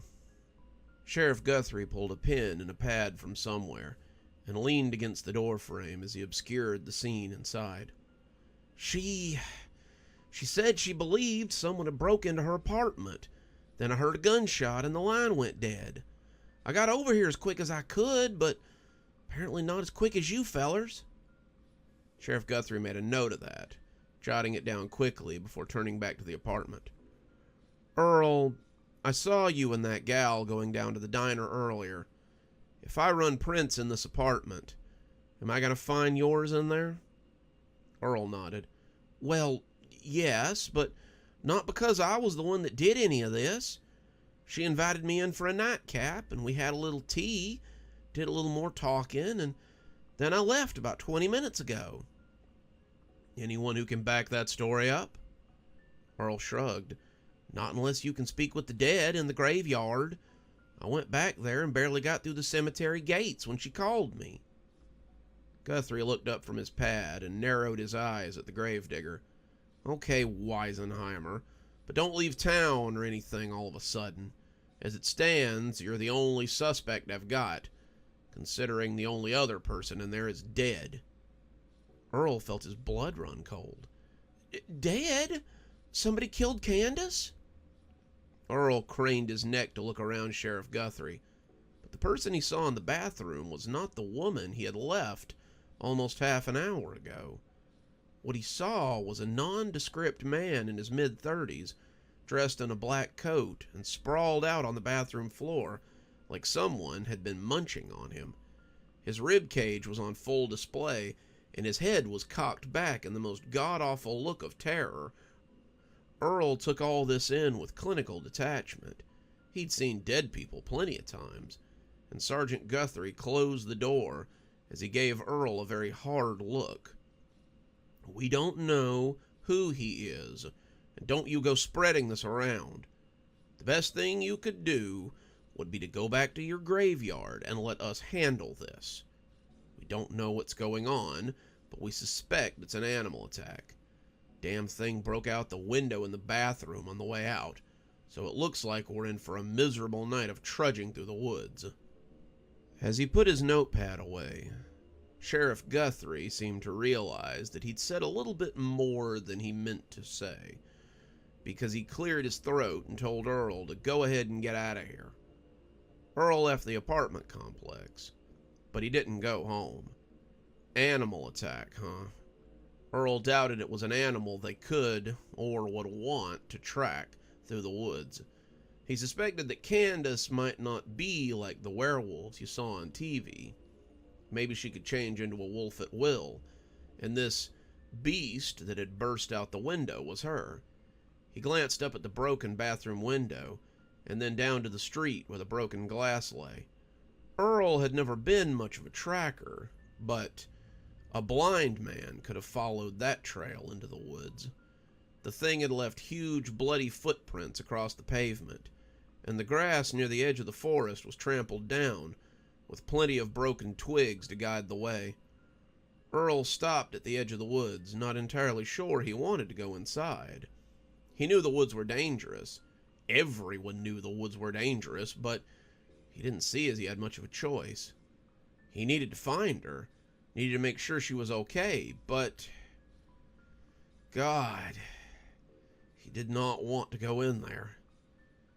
Even so, he took the flashlight out of his overall pocket and headed into the woods, a place he had swore he'd never go into outside of a sunny summer day. Gramps, how far into the woods are we going? The woods were unnaturally quiet as they proceeded through them. These were not the woods that Marcus was used to traveling through. Grandpa had told him to drive and that he would direct them, and they had left the truck by the side of the road as they proceeded into the woods that sat around Stagview Prison. The Appalachian woods behind his house were often noisy. The sounds of night bugs and animals were loud after the sun went down. These woods sounded as if the animals that lived here were afraid to make too much noise. Deeper in the woods, he could hear the sounds of breaking branches and cracking twigs, but he and Grandpa were the only two creatures making noise in this particular bit of woodland. Just a bit further. I know we're getting close. I can feel it. What exactly is it that you can feel, Gramps? Grandpa stopped in the path, looking through the trees as if lost before trudging on. I don't rightly know. It's like the pull of a super powerful magnet or something. Marcus tried to wrap his head around it, but it just didn't make a lot of sense. The old man was getting away, though, so he scrambled to keep up. God forbid that Grandpa got gobbled up by some big hairy boogin out here. Marcus felt a little like Luke as he tried to follow Yoda through the swamp, and he tried to follow the rustling bushes that lay ahead of him. Something had to be out there. It was too quiet for something not to be. Marcus could just imagine it hunkered out there, watching them, licking its chops as it waited for them to trip or get separated. Keep up, son. We're almost there. Marcus looked up and realized that his fears had come true. Grandpa was a little more than a quivering of bushes in the woods ahead of him, his cough moving through the woods at a fast creep. Gramps! Marcus yelled, looking around furtively. He could feel his heart racing as he turned his head from side to side. He couldn't have said why this place put him on edge. He'd faced fey spirits, old monsters, and all sorts of things, but there was something at play here that made him feel like his skin might crawl right off his body. Suddenly, every snap of a twig or brush of a branch became something stalking him. The woods were so quiet that these noises sounded like screams to his sound-deprived ears, and Marcus strained for the slightest sound from his grandfather. As something growled deep in its chest, Marcus turned and came face to face with a horror. It was something he had never seen before, which was saying something, because Marcus was quite sure he had seen most of the animals that called the Appalachian countryside home. This thing was an eyeless creature, gleaming black, that seemed to be all dripping teeth and raking claws. Marcus took a step back, thinking he was being stalked by a xenomorph for a frantic second. The creature was sniffing and listening, its head swinging about as he stood stock still. And Marcus realized it couldn't see. It was trying to pinpoint him, wanting to bury him under its initial pounce. He hissed out some quasi-Latin, and as the thing's head whipped in his direction, it went flying, a stream of energy hitting it square in the chest. It struck a tree and slid down, but the impact didn't hinder it at all. It bounced back up, shaking its head and roaring as it ran at him, its double row of teeth on display. "Shit!" Marcus yelled, and he flinched as it hit his shield and pushed him back a few steps. The thing was tough, too tough to be this close to town, and as it snapped and shoved at him, Marcus felt his feet slide back a little more.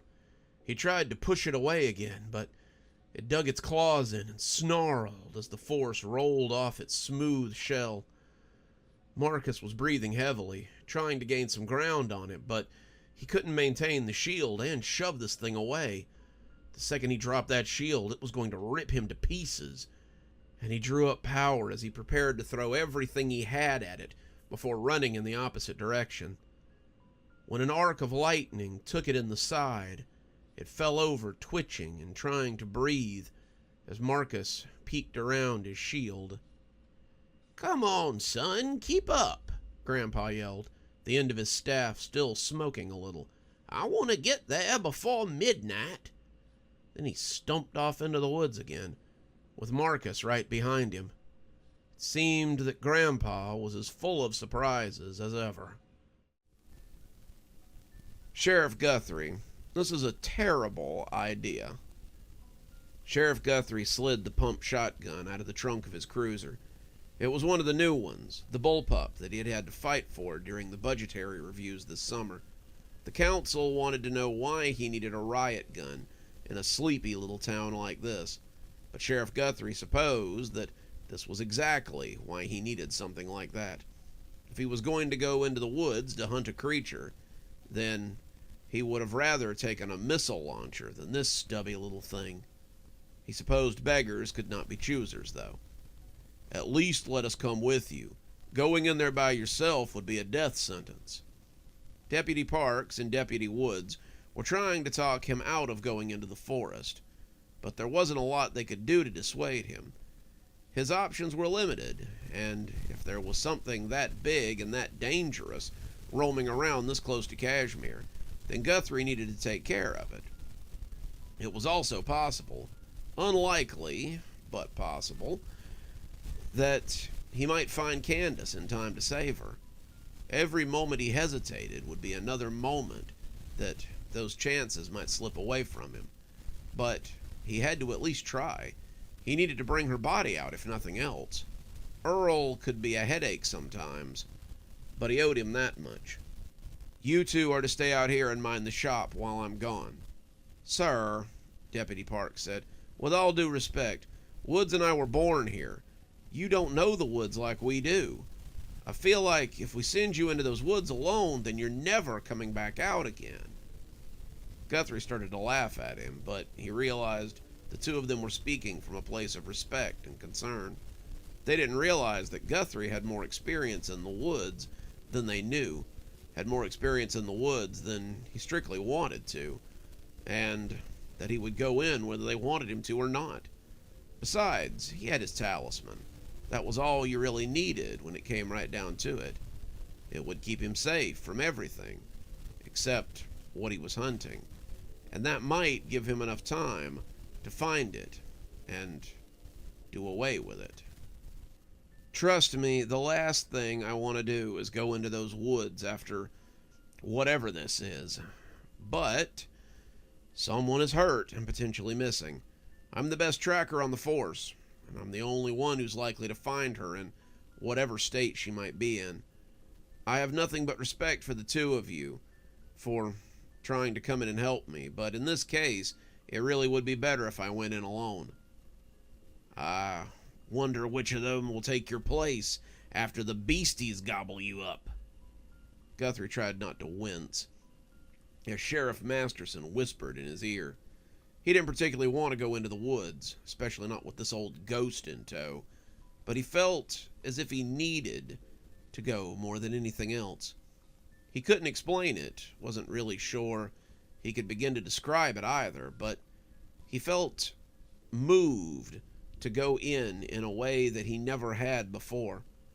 Something was pulling him towards the woods, and he suddenly felt that the only thing there was to do was to go and see what he could find. The deputies looked at each other and seemed to be conferring silently amongst themselves. In the end, they both nodded and told Sheriff Guthrie that he needed to be careful if he was going into those woods. Both of them had been on the force longer than he had. They had both been here when he had arrived, and they knew that the people who often went missing in those woods around Stagview never came out again. Despite the fact that he gave them a lot of shit for being irresponsible, they both knew that he rode them so hard because he wanted them to do better, wanted the department to be taken more seriously, wanted them to live long enough to be considered for sheriff too, if that's what they wanted. Parks went back to his cruiser, asking the sheriff to hold on for a minute, and came back with the long-range emergency walkie that he kept in the trunk. "Just like you tell us, check in every hour.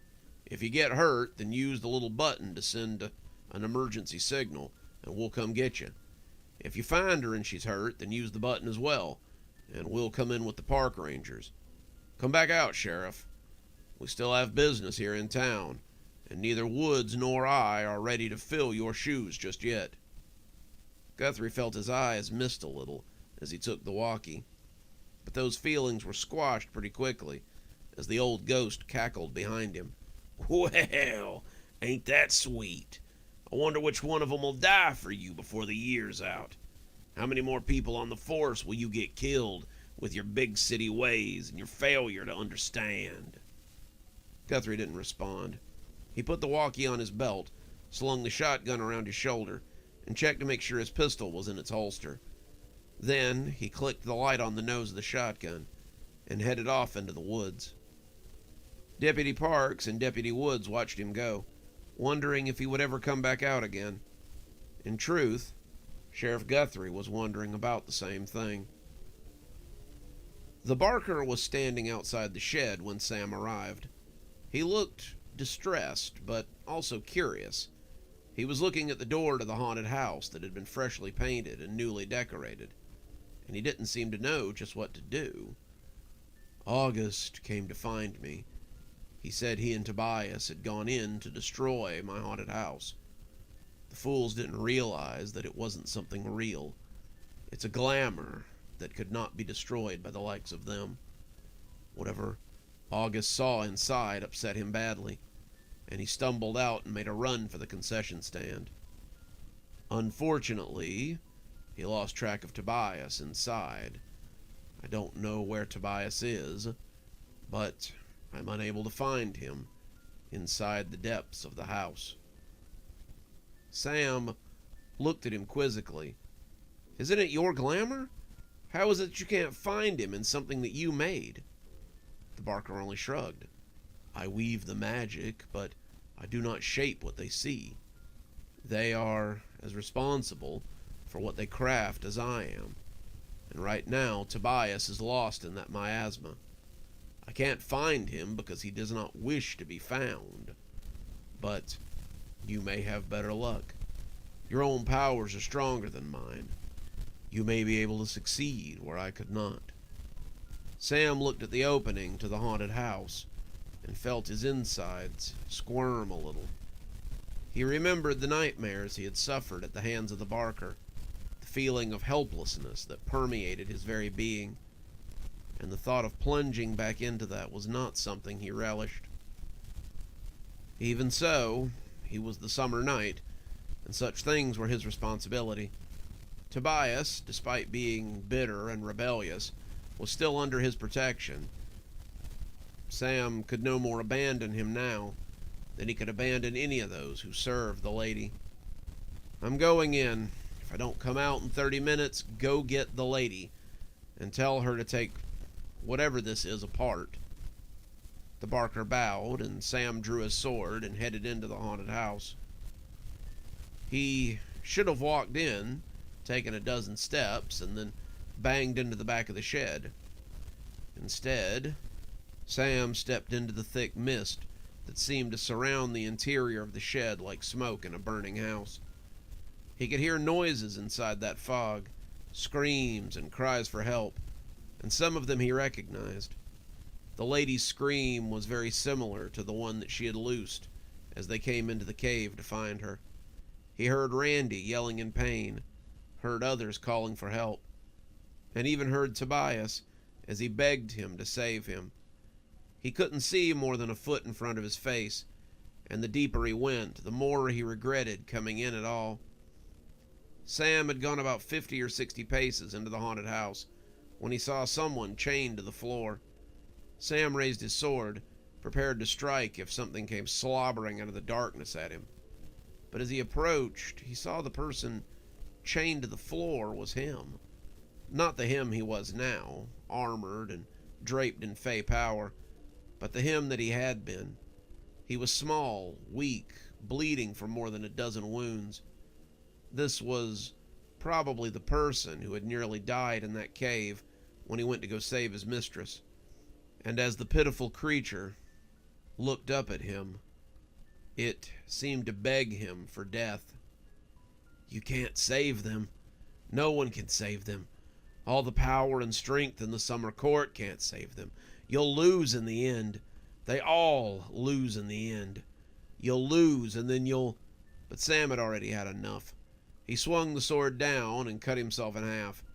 He fell to pieces before joining the mist, and Sam shook his head before moving on. Self-doubt was not something he had time for, especially if he was going to find Tobias. The screaming had stopped, some of the mist moving away from him as if it were afraid that he might take a swing at it, and Sam was glad. He didn't have time for this. There was real work to do, and this melodrama was getting old. He moved further in, eyes sweeping from side to side, and when he found Tobias, it nearly sent him falling to the ground. He was curled into a ball, his knees pulled against his chest, and Sam tripped over him and caught himself. Tobias was shaking, his face pressed to his knees, and as Sam shook him, he turned around in terror.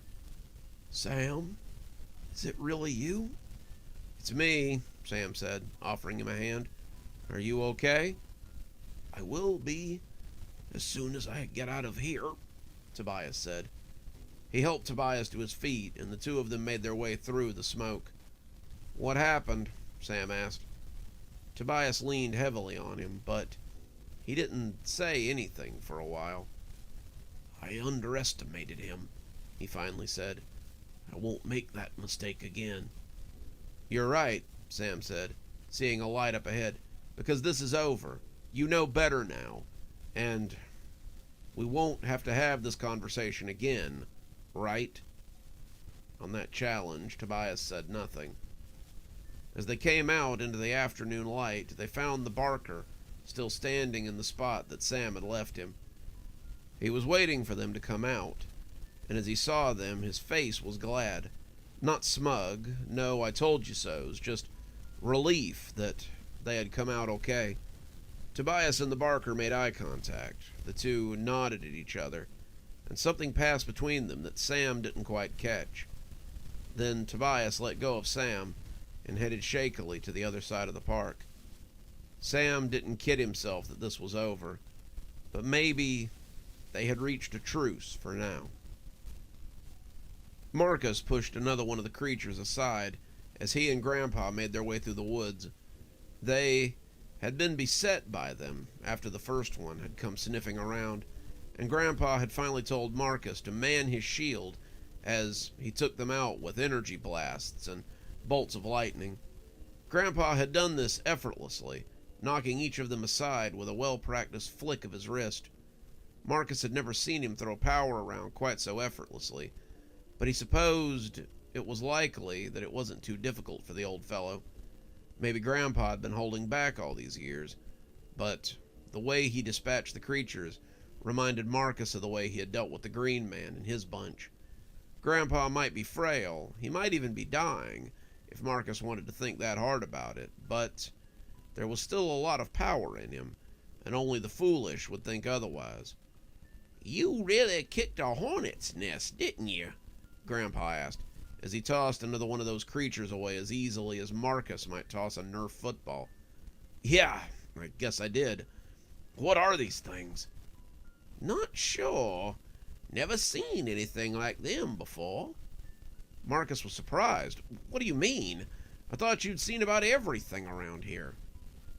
Another one of those creatures hit the dome of Marcus's shield, and Grandpa pushed it off as it rolled back into the woods. Believe it or not, kid, there are still secrets out there that even I don't know. Just because I've lived a long time doesn't mean that I know everything. There are still some surprises out there, even I don't know about. Suppose that makes life worth living. Even when you know most things, you don't know everything. How very profound, Gramps, but it doesn't really help us in this situation. If we don't know what these things are, then how do we know how to fight them? Grandpa shrugged. Well, we don't seem to be doing too badly.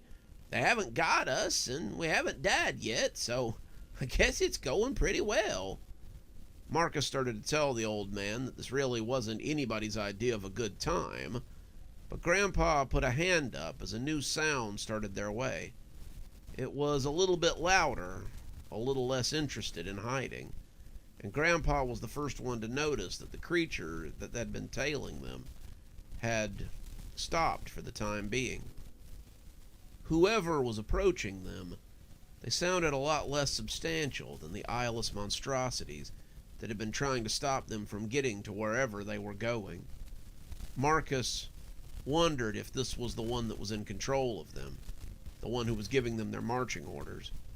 But as she broke through the canopy of trees, he saw that it was no monster. It was the therapist from back in town. It was strange to see Dr. Winters wandering around out here, but here she was in the middle of the night, looking as if she were out for nothing more strenuous than an evening stroll.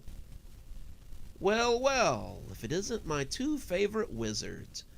I didn't expect to find any company out here on the trail. I might have known that you'd be the one sending these creatures our way, Grandpa growled. You must be up to no good out here if you're trying to keep it a secret. About that time, something snarled and jumped through the brush at the pair of them. Marcus centered his shield, but the doctor was quicker. Dr. Winters raised her hand and brushed the creature aside with no more effort than Grandpa had, and as it soared back into the trees and out of sight, she turned back to the two of them with a smile. You were saying? Grandpa gave her a gummy grin. I stand corrected. It appears that maybe you are not the orchestrator of our difficulties. I don't suppose you'd like some company on your walk. I've a feeling we might be heading to the same place. Dr. Winters smiled. I have a feeling you might be right. I would actually like some company, as it turns out. Perhaps you can regale me with one of your stories while we make our way to wherever it is you're going. I hear most of your charm is in your wild and fantastic tales. Grandpa smiled as he offered her his arm. Ma'am, it would be my pleasure. The Warden of Stragview soared above the trees, following the pull of whatever he was feeling in the woods. He loved flying. He would have flown everywhere, except that regular people got more than a little on edge when you sprouted wings and took to the sky. He was also flying because setting foot in the forest might not be such a good idea right now. The things that lived here wouldn't let him stay for long, but he supposed that if he were deep enough in the woods, it would take them time to find him. They had been his friends once upon a time, but he supposed they had found a new master now. No matter. He'd command them again after this nonsense was taken care of. He saw movement below him and decided that it might be time to see what had brought him out here. The hole was still farther up, but he could feel the presence of someone like him closer to the ground.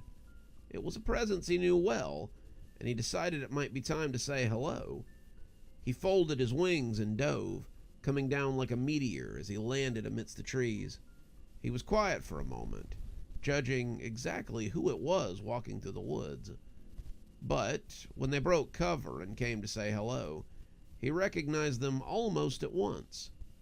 "Big brother, what a pleasure it is to see you." The warden snorted. "You were always such a bad liar, little brother. How is it that I find you here so close to our sister's territory, and in my own territory, no less?" Mr. Seraph grinned. "I have come seeking the security that one finds amongst their family. You remember what that's like. In our lowest times, we always seek out those with familial ties." The warden laughed. "Running from something, I suppose." Mr. Seraph returned the laugh. "Yes, indeed. You always could see right through me, and always will. What brings you into the woods tonight?" "I felt pulled by something I could not name. Same as you, I would wager. Would you like to walk with me? I think we might find answers we both seek a little further along." The warden thought about it and finally shrugged. "Why not, I suppose? It's been a while since the two of us walked together. How goes your business ventures?" "As well as could be expected. I've made myself a very rich man, buying from mortals. They sell their gifts so easily, and for relatively little. I then sell what I buy to other mortals who pay far more than what I paid the first group for their talent. It's a system with only one winner, and that winner is me."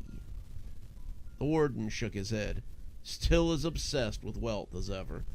I suppose the apple did not fall far from the tree.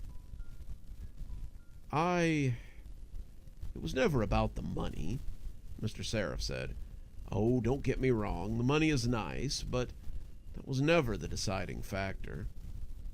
"Then, what has it all been for?" "Unlike our father, I was never truly interested in gaining or maintaining wealth. For me, it was always about the chaos that such actions reap. Watching the mortals realize what they've lost, watching them scramble to get it back, watching the disappointment and rage when they realize it will never be theirs again. Such things are far greater than any wealth I might ever make off a single transaction." The warden chuckled, and it sent night birds scattering into the sky. "Suffering! Now that is a meat that I have always liked the taste of. We should do business together sometime. I've set up quite a little mill further up the road. If suffering is what you want, then I have a banquet indeed." Much like many of the mortals I do business with, I prefer my suffering cage-free. Free-range suffering is just so much more delectable. If you would be willing, I would be happy to do business with you, though. Our sister has forbidden me to go plying my trade in town, so I'm off to dine on whatever scraps I can find, or whatever animals are foolish enough to walk into my trap." The warden smiled, realizing he might be able to fix some of what was causing his melancholy. "I believe we may be able to help each other out, if you're willing to help your big brother with something pressing." The two of them spoke as they walked, years of bad blood disappearing rather quickly.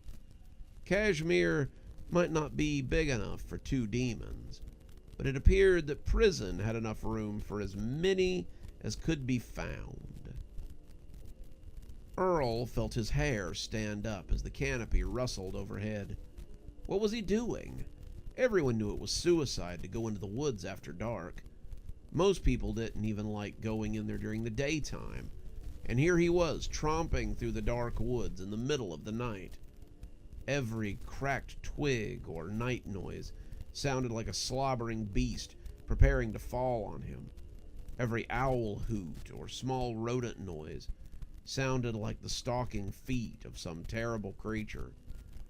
Earl also had to remind himself that there was a dangerous beastie out here. Whether she loved him or not, whether Candace cared for him or not, her other half may not have such feelings. If he happened upon this werewolf, then he could just as easily be torn into pieces as drawn into a furry hug. None of that mattered to Earl. He had to find her, and he had to do it quickly before the police did. He didn't want Candace to get hurt, but he also didn't want Sheriff Guthrie and his men to get hurt either. Parks and Woods were his friends, and the idea of his new girlfriend ripping them to shreds made him more than a little queasy. A branch broke behind him, sounding like a gunshot, and Earl went completely still. He turned his head slowly, probably looking like a cartoon character in one of those Hanna-Barbera shows, and what his flashlight fell upon was not a bloodthirsty werewolf, but something that looked like an insectoid mountain lion. It didn't appear to have any eyes, just a lot of shiny skin that moved unbroken from its nose to the base of its skull. What it did have was a mouthful of very sharp teeth. Its tongue was darting out to taste the air, its nostrils drinking in the smells of the night, and its head was pointed directly at Earl. Earl stood still, trying to make as little noise as possible, but he was quite sure that the creature could hear his knees knocking together. This thing was more than capable of ripping him to shreds, and he did not think that this was the form his girlfriend had decided to take. No, Earl was pretty sure that he had found out what was disappearing people out in the woods, and he was going to be as dead as the man that had been in her bathroom very soon. The creature took a step towards him, nose still twitching as it tried to find him. Earl had the sickening suspicion that it was blind, but it wasn't a notion that he wanted to test. He took a slow step backwards, but the second his foot came down on the dead leaves of the forest path, the creature's head whipped up in his direction. Earl put a hand over his mouth to muffle his ragged breathing, and the creature took another step in his direction. This was clearly why they had all been told to stay out of the woods. There were probably a lot of these things out there, and the last thing he wanted to do was run afoul of one of them. Earl kept stepping backwards, not really sure what he intended to do, but he had to stop himself from running with a great effort. Earl wanted to run away as fast as he could manage, but such a thing might draw the attention of this creature. It wouldn't do to get killed out here while Candace was still roaming around in her werewolf form. What would the police think if they found his corpse out here too? He didn't know, but as the creature prepared to spring on him, Earl closed his eyes and said a prayer to God to save him. Perhaps God even answered it, but it was Candace who ended up saving his life. The creature was about 2 seconds from burying him under a pile of armored chitin when something big and furry hit it in the dead center of the back and rolled it into the woods. Earl screamed and pulled himself into a ball as the two creatures battled over who was going to get to eat him. The furry creature raked its claws across the nightmare beast's skin, and it seemed to be bothered by all that smooth chitin no more than it would have Earl's clothes.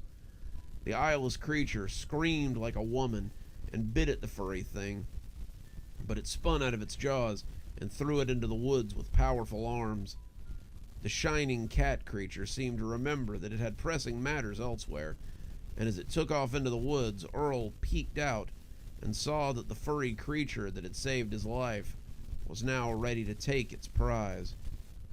It looked like the werewolf from that old movie about the tourist who found himself in London. It had a thick body with long, spindly arms.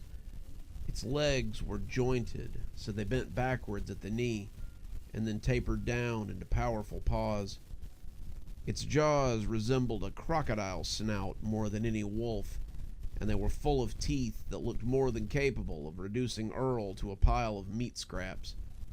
Its eyes were piss yellow, angry little pools that sat in its skull, and as it approached, Earl thought there might be something he could say to save himself. Candace? Candace, it's me. It's Earl.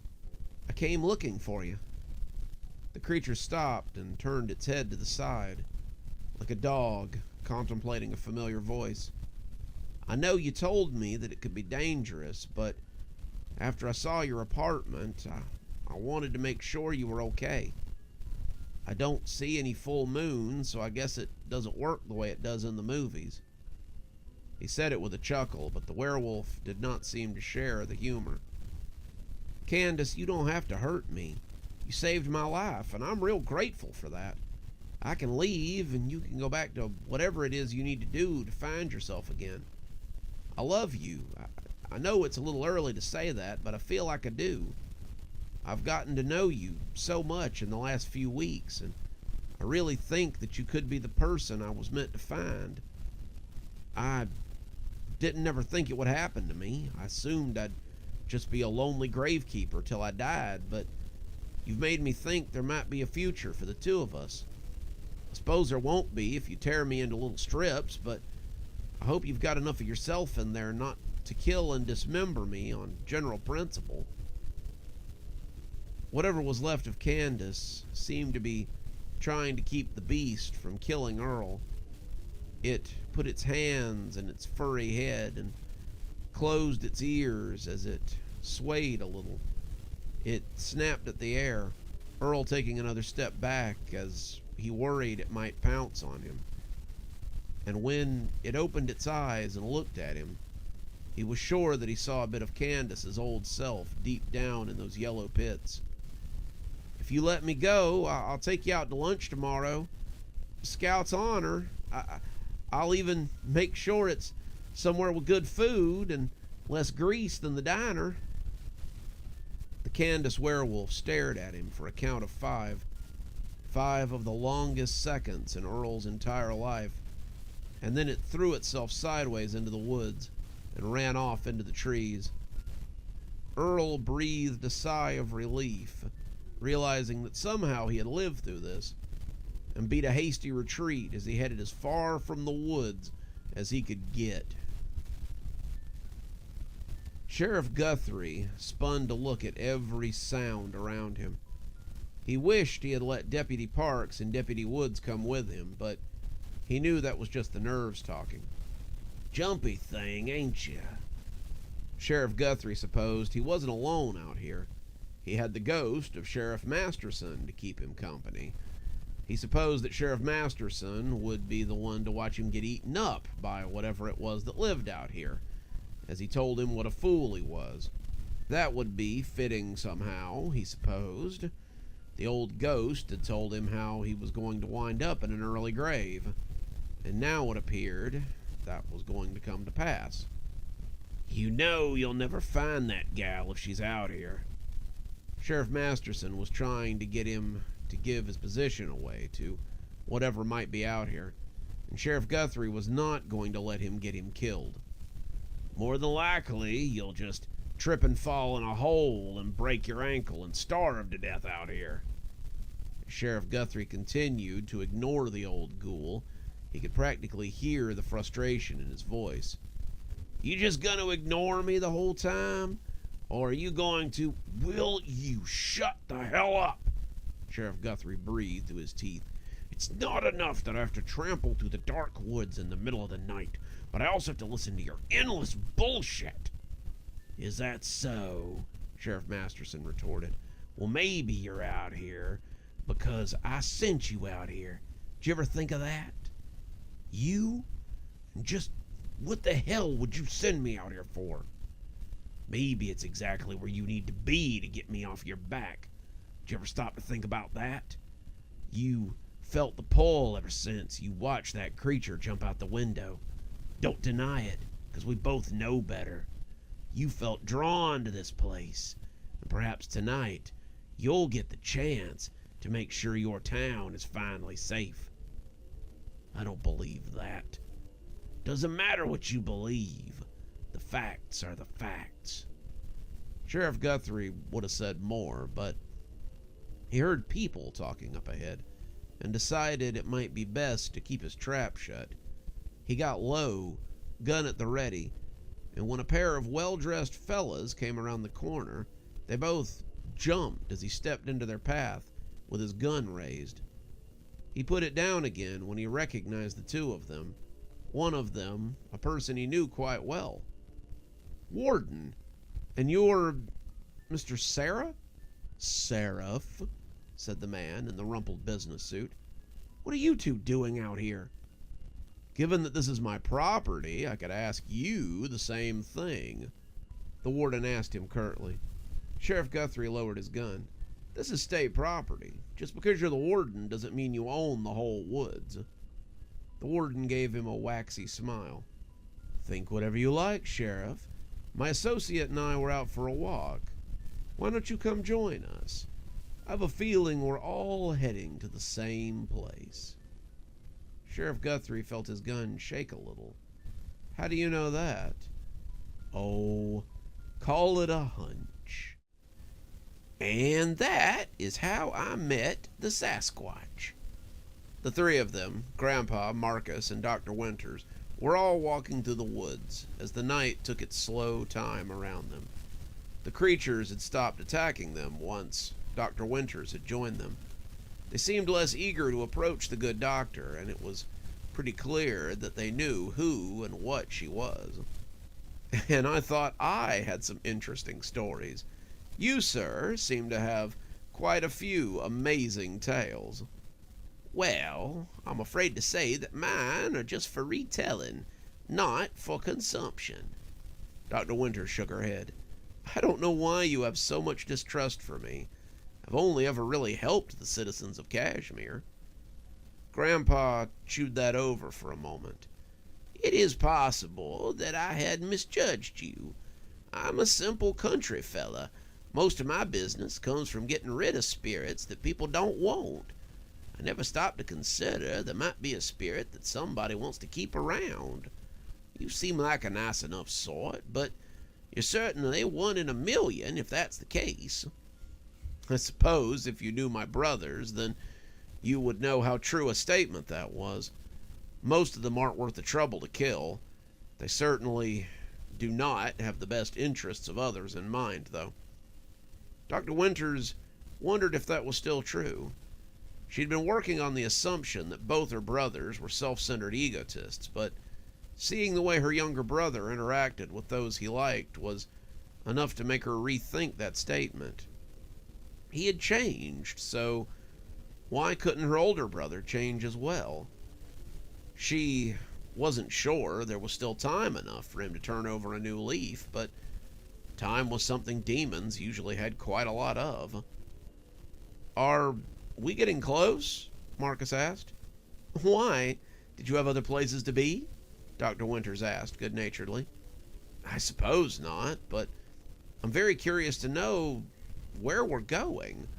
Grandpa says we're being pulled along by some sort of otherworldly force, and I suspect you might be as well. Have you got any clue of what force it might be? Dr. Winters shook her head, but she thought that wasn't entirely true. She did seem to remember something, a vague memory from a long, long time ago. Perhaps she had known this place once upon a time, but if it held any significance for her, then that time had long passed. There were bits and pieces of something, drips and drabs that refused to go away. But whatever the case, she couldn't really be sure of what it was. She'd just have to see this through to the end, and then perhaps there would be some sort of explanation. You only really feel it if you're spiritually inclined in such a way. It's like a tug, like something pulling a rope around your waist. Marcus blew out a long breath. Well, if that doesn't stroke my ego, I suppose. Don't be too hard on yourself, son. You've been living this life for a couple of years now, and I've been immersed in it since I was a teenager. I'm used to feeling for these sorts of things, and it's something that you've only recently started thinking about. Your time will come. Sooner than you think, I would warrant, Dr. Winters put in. Grandpa gave her a hard look that Marcus missed, and she gave him a questioning look as if she wasn't sure why he hadn't told his grandson yet. They kept walking, listening out for any new ambushers, but it appeared their pursuers had lost interest or were taking them exactly where they wanted to go. It kind of looks like we might be heading for an area I've always thought of as the Hole. And what is the Hole exactly? Dr. Winters was silent for a minute, and it didn't sound like she was going to respond before she finally answered him. I don't really know, but there's a pretty good chance that it might be a portal to hell. So, what brings you two out to the woods tonight anyway? The three of them made quite an odd group. The sheriff of Kashmir, riot gun slung around his neck, the new face in town who sold nothing except to those who knew how to buy it, and was dressed in a suit that probably cost as much as the sheriff's riot gun, and the legendary warden of Stragview in a pinstripe suit that seemed plucked right out of time itself. They were figures that most people knew, even if they didn't know them well. And now, here they were, all of them in one place. That made quite the statement as they trumped through the woods, and Sheriff Guthrie was pretty sure they looked ridiculous to anyone who might happen upon them. You keep asking that question, as if you expect a different answer, the warden said, with only a little bit of exasperation. I could ask you the same question. What brings you out into the woods in the middle of the night, Sheriff? I told you, I'm hunting for a creature that's abducted a young woman, trying to find her and hopefully kill the creature before it attacks anyone else.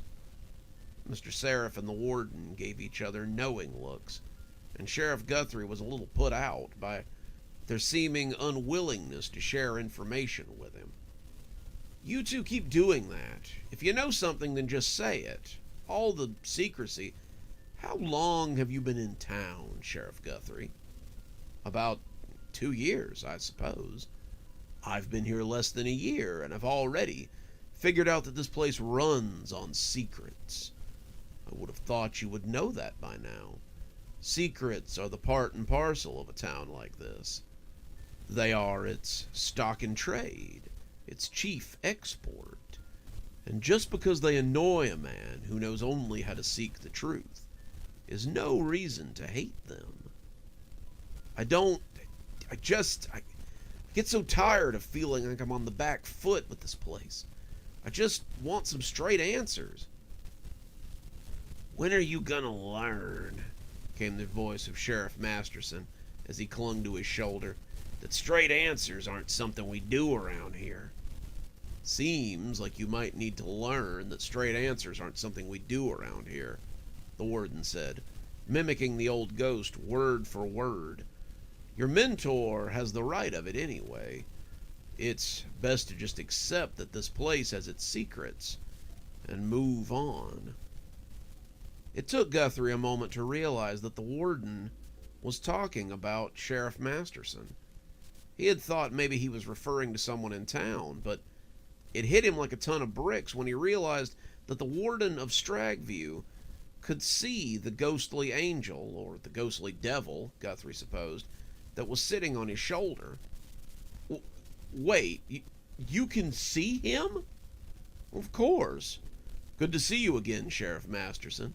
I'd say in the flesh, but there appears to be very little of it these days. The spirit of Sheriff Masterson gritted his rotten teeth and shook his head. Just as big an asshole as always.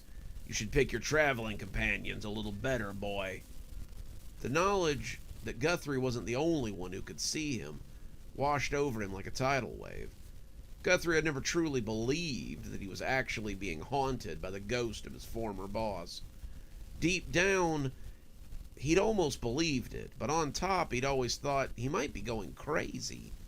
Maybe the job was getting to him, maybe he was losing his mind, but he'd never really believed in Sheriff Masterson or in his warnings. He supposed that was why he'd been so slow to act. In a way, it was almost a relief. In a way, it was a disappointment to realize that this spirit or delusion or whatever it was wasn't going to go away. You're not fooling, right? You can really see him. Mr. Seraph snorted.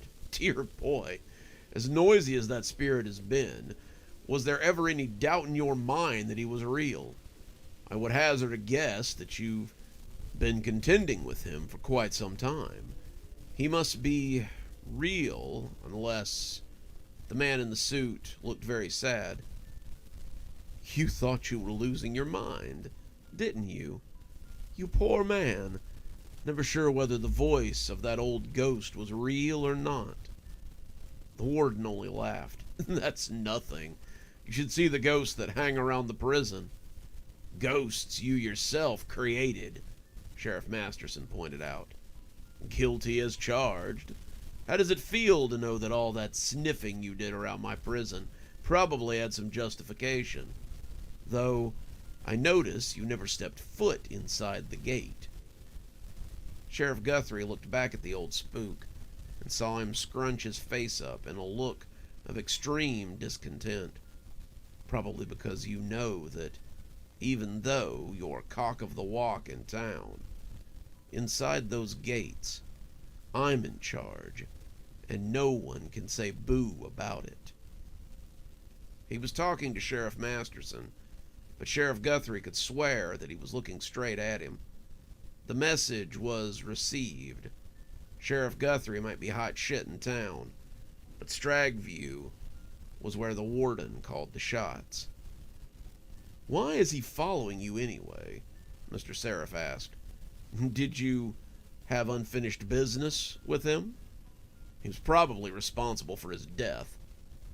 Sheriff Guthrie looked like someone had force-fed him a worm, but the warden only shrugged and chuckled. Don't act so surprised. It's common knowledge that you were the sheriff's partner. The two of you went out on traffic stops and emergency calls together. The rumor mill believed that Sheriff Masterson was grooming you to be his replacement. Now the rumor mill thinks you probably bumped him off so you could have his position. Why, I'd ever back a screw-up like you, Sheriff Masterson wheezed from behind Sheriff Guthrie. So, did you do it? The warden asked him, a cheeky smile spreading across his face. You wouldn't be the first murderer I've had a conversation with, and I'm certainly not in a position to tattle on you. You run the town just fine, so there'd be nothing to gain by airing your dirty laundry. Sheriff Guthrie was silent for a second.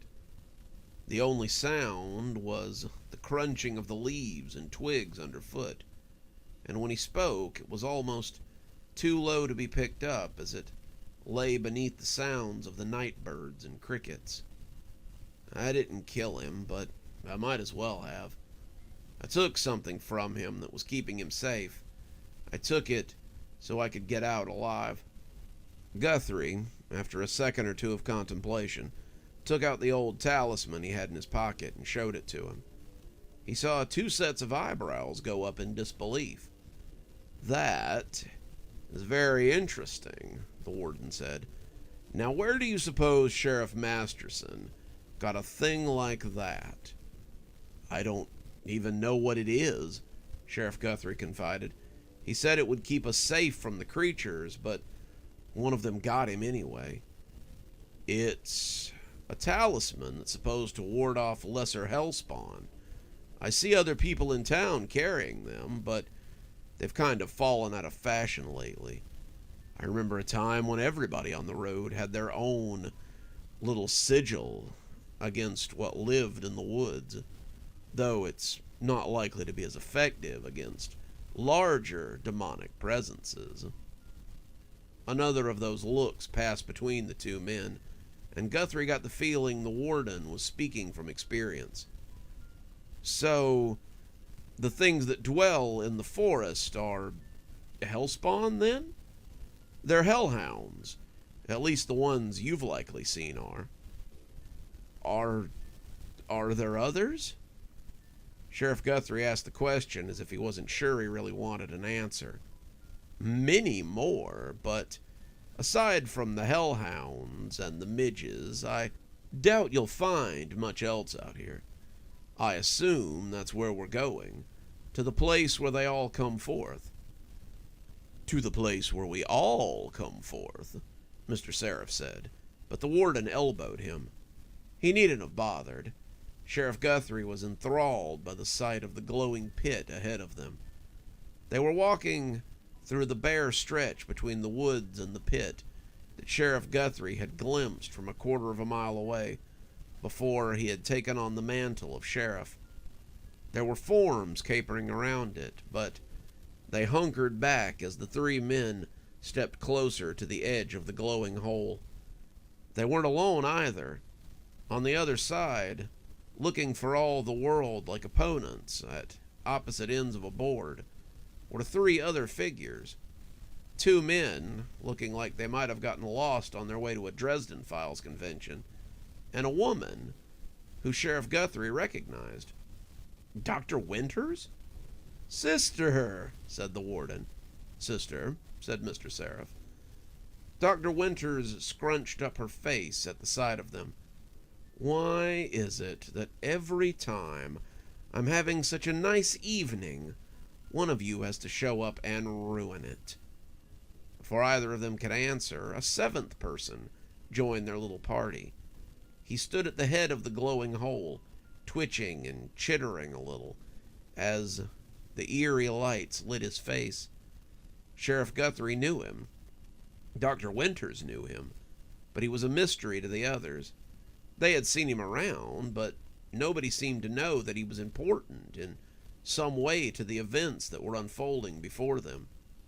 It was the writer, dressed in the same black long-sleeve shirt and jeans that he always wore. "Who am I?" he asked.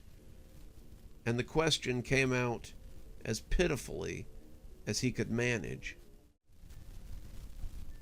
For a moment, the six of them just stood there, looking at the new arrival.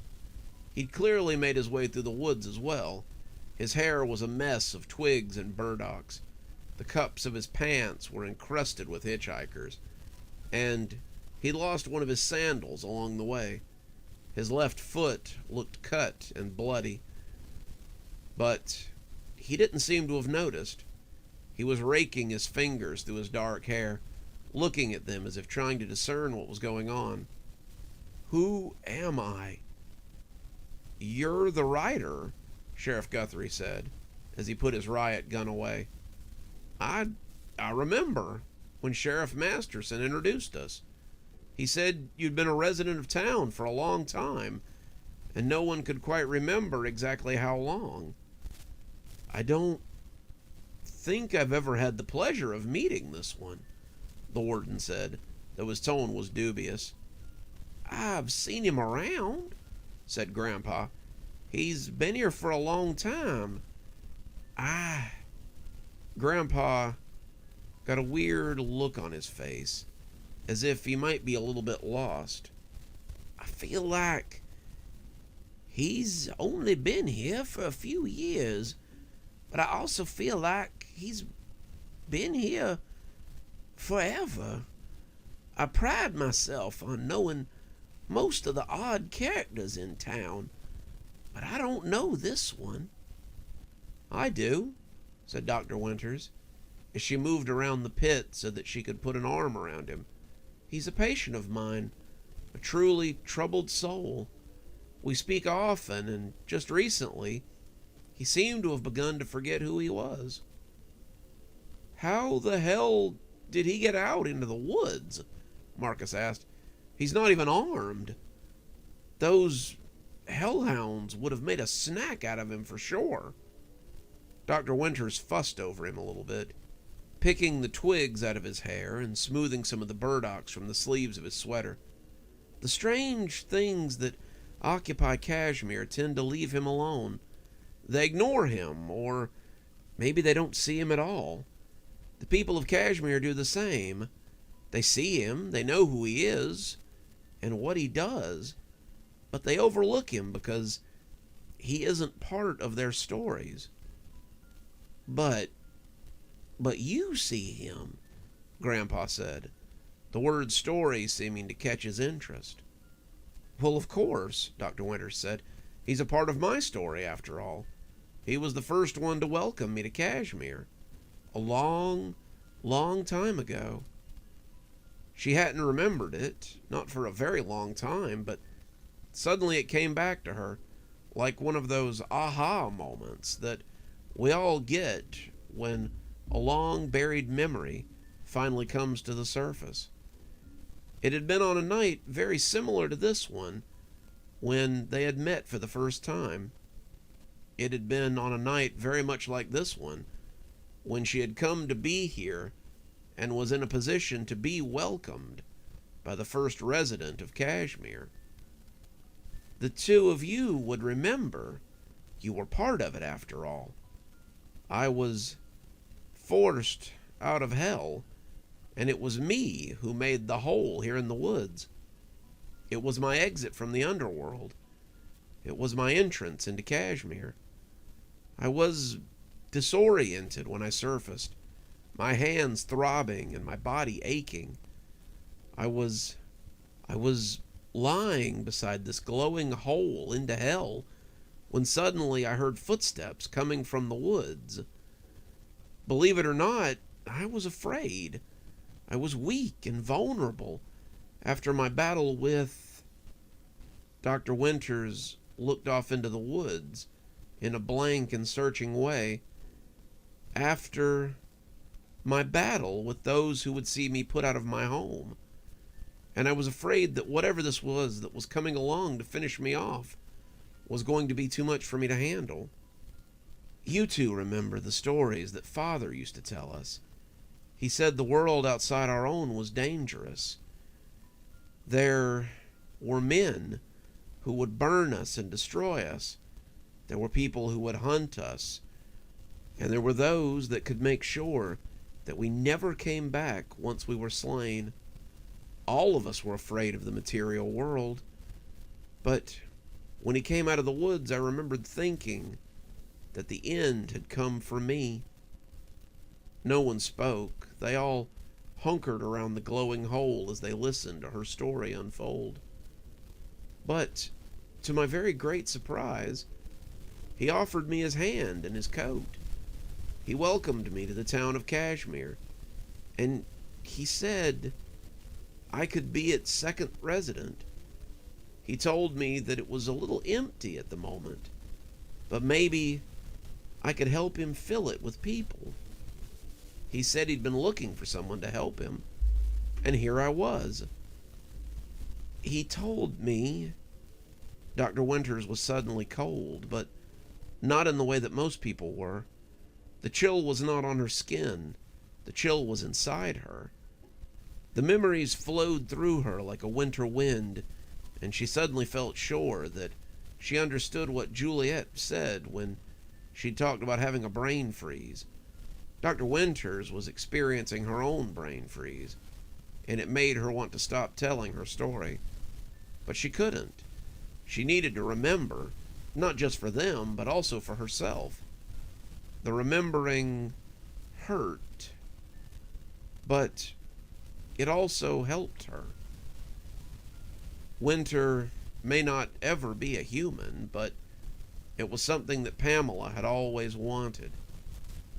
He asked me what my name was, and when I told him, he said that just wouldn't do. He told me my name was Pamela Winters, and I was a doctor. Not a doctor that cuts people open or that gives them medicine for their colds, but a doctor that helps people's minds. He said I could help the people of this town to forget the things that made them hurt. He said I could take those things and use them to stay alive. He said that's how I would control the demonic nature inside of me. He said I would live on the memories that people wish to be rid of, and that in that way I would be allowed to stay. Winter felt something slide down her cheeks, and when she put her hands to her face, she found that it was wet. Pamela Winters was crying, the tears coming down in big wet drops. It felt good to cry. and she laughed as she wiped the tears that were coming down away. I don't even remember how long that was. It could have been last week. It could have been 1,000,000 years ago, but after that day I started collecting people for the town. I brought in those who were lost, those who were hurt, those who needed a place to stay. Not just me, the town began to draw people in as well. The town draws in what it needs. What it needs is stories. It needs stories the way that I need memories. And I think he's part of that need. She smoothed the man's hair back from his face, smiling at him as he looked up at her with confusion. Who am I? You know who you are. You're the writer. You're the one who weaves the tales for this town, which we call home. We could not exist without you, but you could not exist without us as well. He smiled then, clapped his hands and threw his arms around Dr. Winters. And she hugged him back before looking at that hole with a look of pure hatred. What this town does not need is a portal to hell in its back acre. I think between the 6 of us we may be able to close it up. I think you would agree, Sheriff Guthrie, that being rid of this infernal portal would be of great use to the town. Isn't that so? Sheriff Guthrie nodded, his hand once again finding the sigil in his pocket. Very well, then. Brothers, will you help me close this portal back to our infernal home? Unless you mean to return there. The warden laughed. Return? Why would I want to go back? To play second fiddle to our father for all eternity? No. I have so much more here than I could ever hope to achieve there.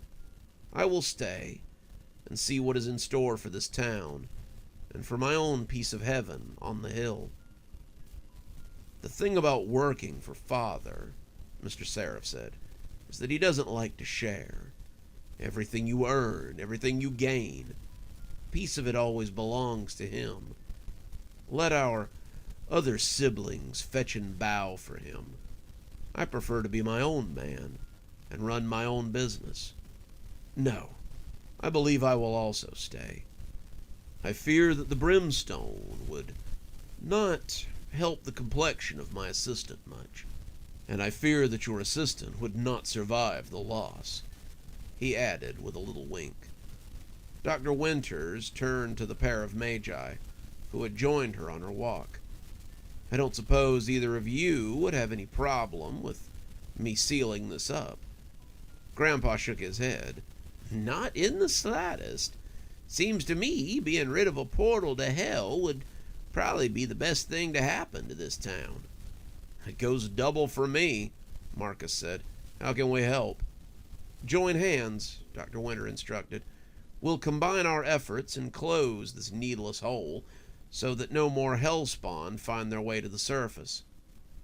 They came together, all of them joining hands, as the 3 demons and the 2 magi worked their strange sort of incantation. Sheriff Guthrie just stared at the hole and tried to figure out what his part in all of this was. He had no magic, no real power outside the symbol that he wore. But even as the thought occurred, he realized that wasn't true. He did have some power, didn't he? Something he had taken from his predecessor that he might not need anymore if this were closed. Yes, cast it into the hole.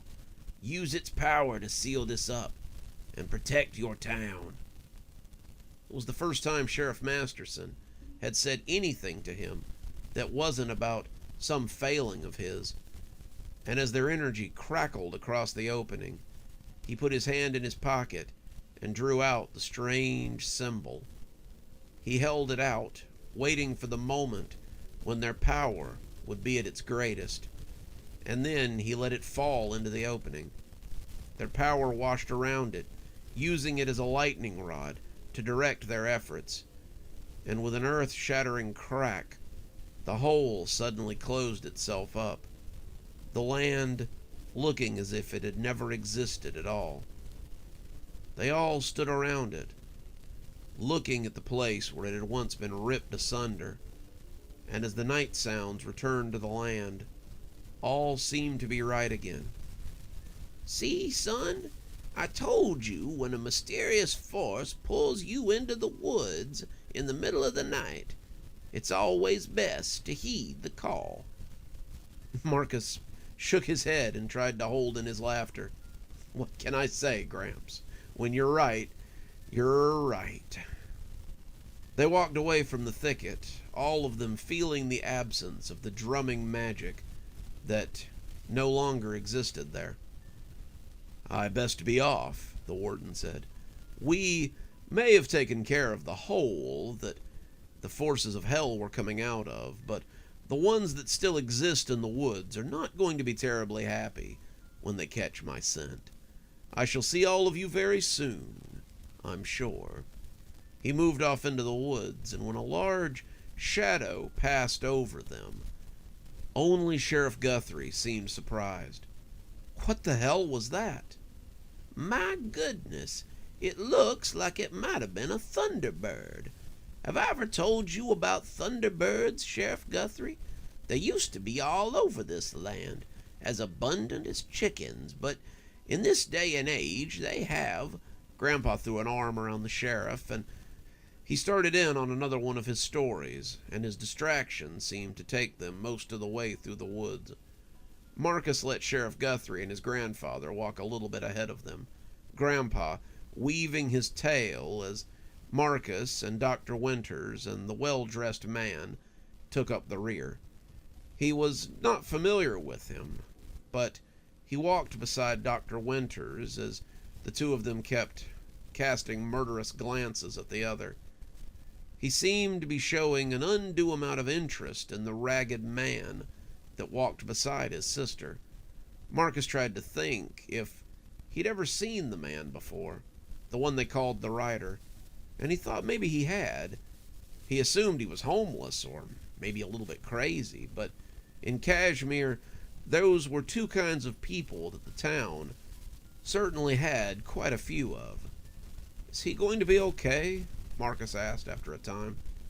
"He'll be okay," Dr. Winters said, as she gave his shoulder a little squeeze. "I'll take him home, and by tomorrow he'll be right as rain again. Mostly, I think he just needs a good night's sleep. Sometimes creatives don't get the sort of sleep they really need." A half hour later, they were walking out of the woods, and Marcus could see Grandpa's truck right where they had left it. They offered Sheriff Guthrie a ride back into town, and when he agreed, they offered Dr. Winters and Mr. Seraph a ride as well, but the two declined. Mr. Seraph said that he would walk, and Dr. Winters assured him that the Rider's house wasn't too far from here. Marcus, Grandpa, and a very confused Sheriff Guthrie said their good nights and then pulled out in Grandpa's old truck and headed back into Kashmir.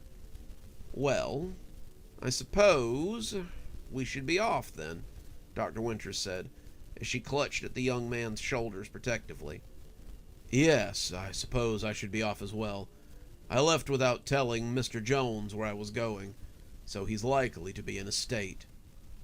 Dr. Winters turned to go, but she stopped for a moment and turned to look back at her brother. "It wasn't completely terrible to see you tonight. I suppose your presence is something I could grow used to." Her brother smiled. "It's always good to bask in your radiance for a little while, my dear sister." She gave him a dubious look. "Don't overdo it. I suppose if I saw you at the Botanical Gardens when they have their Halloween opening, I wouldn't turn my back on you." Mr. Seraph watched them go as he stuck his hands deep into his pockets and smiled. "I look forward to it," he said, pitching it too low for anyone but him to hear. As the group left the woods, someone was watching them. His friends, the forgotten guardians of Stragview, had been aware that the warden had entered the forest. They had wanted to attack, to rend him to pieces, but their new master had bid them to be patient. He wanted to know what business the warden was about, and now, it appeared, he had his answer. The warden had done something in the woods, and now the glowing hole was gone. The glowing hole, that enlightening crater, which was the means by which more of his army came into the world. It was their way home, their point of egress, and now it was gone. The creatures that served him mourned the loss, but it made no difference to him. His army was as big as it was ever going to be, the creatures that came from it only adding a dozen or so every month. And with the current events going on beyond the wall, Reese knew that he had enough to take the prison. His machinations were beginning to come to fruition. Dr. Winters brought the troubled writer back home in the wee hours of the morning. His house was located in a lot that seemed to lay at a junction for so many things in town. He could walk less than a mile and be in Old Town. He could walk less than a mile and be at the hospital. He could walk through the woods right up to the fence of Stragview, or take a short stretch past Old Town to the Botanical Gardens. She briefly wondered how far his house was from Grandpa's house, but she put it out of her mind.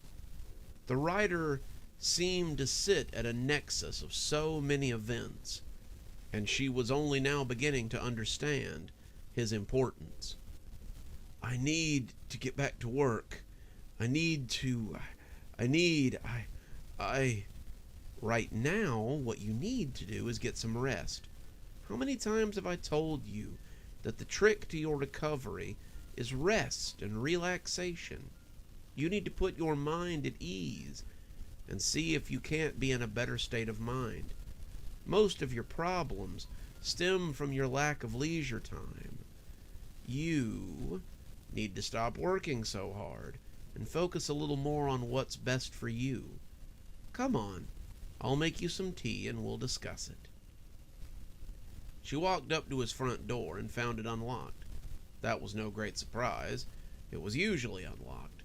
It was one of the things she liked about Kashmir. Very few people seemed to break into each other's houses and take what they had, or come in and kill people needlessly.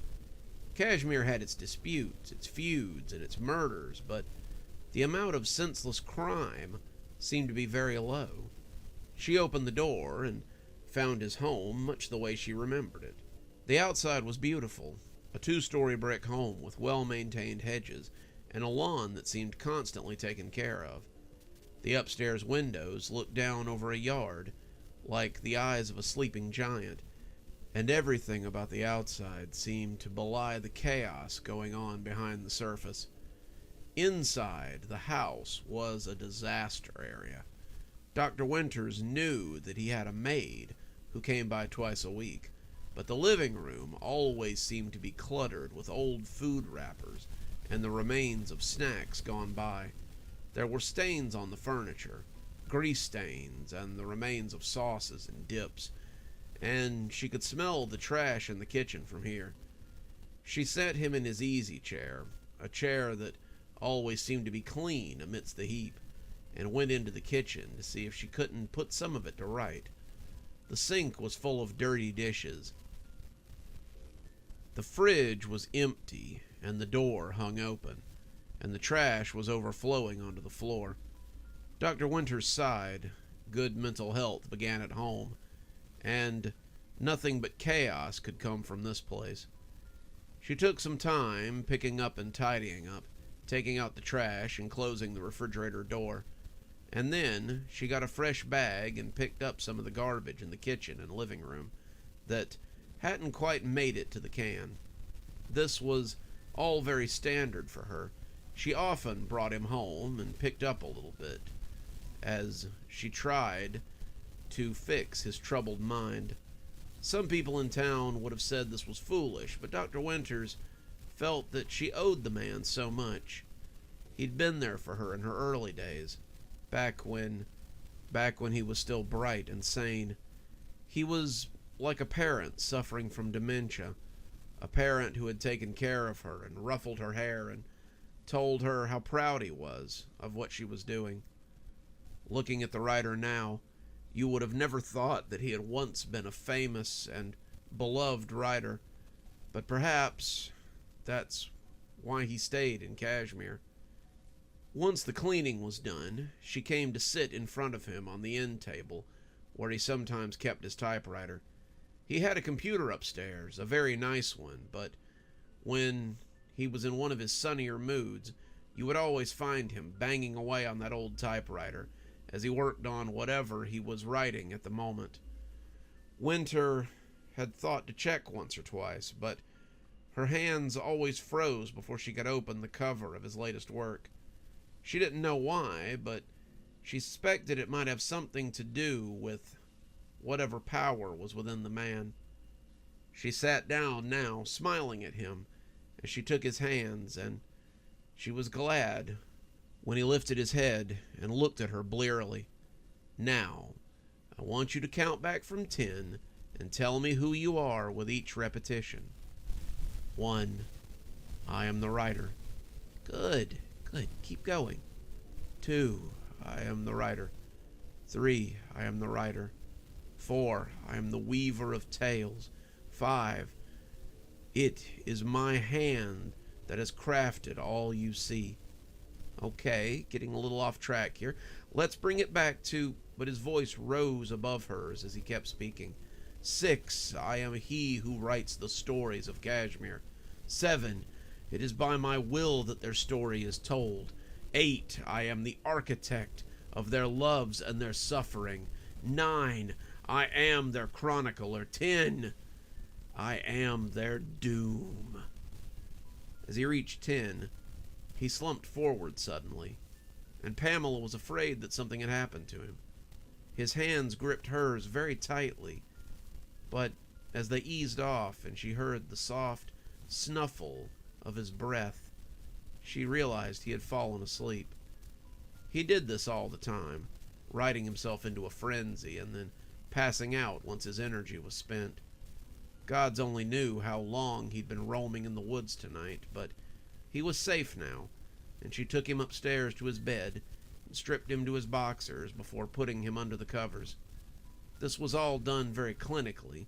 She'd done it so many times before that it was almost habitual, and when she closed the door to his bedroom, he was snoring like a buzzsaw as he threatened to pull the curtains down with each inhale. She went to leave, meaning to get home before Maggie could worry, but then she noticed something against the magazines on the table.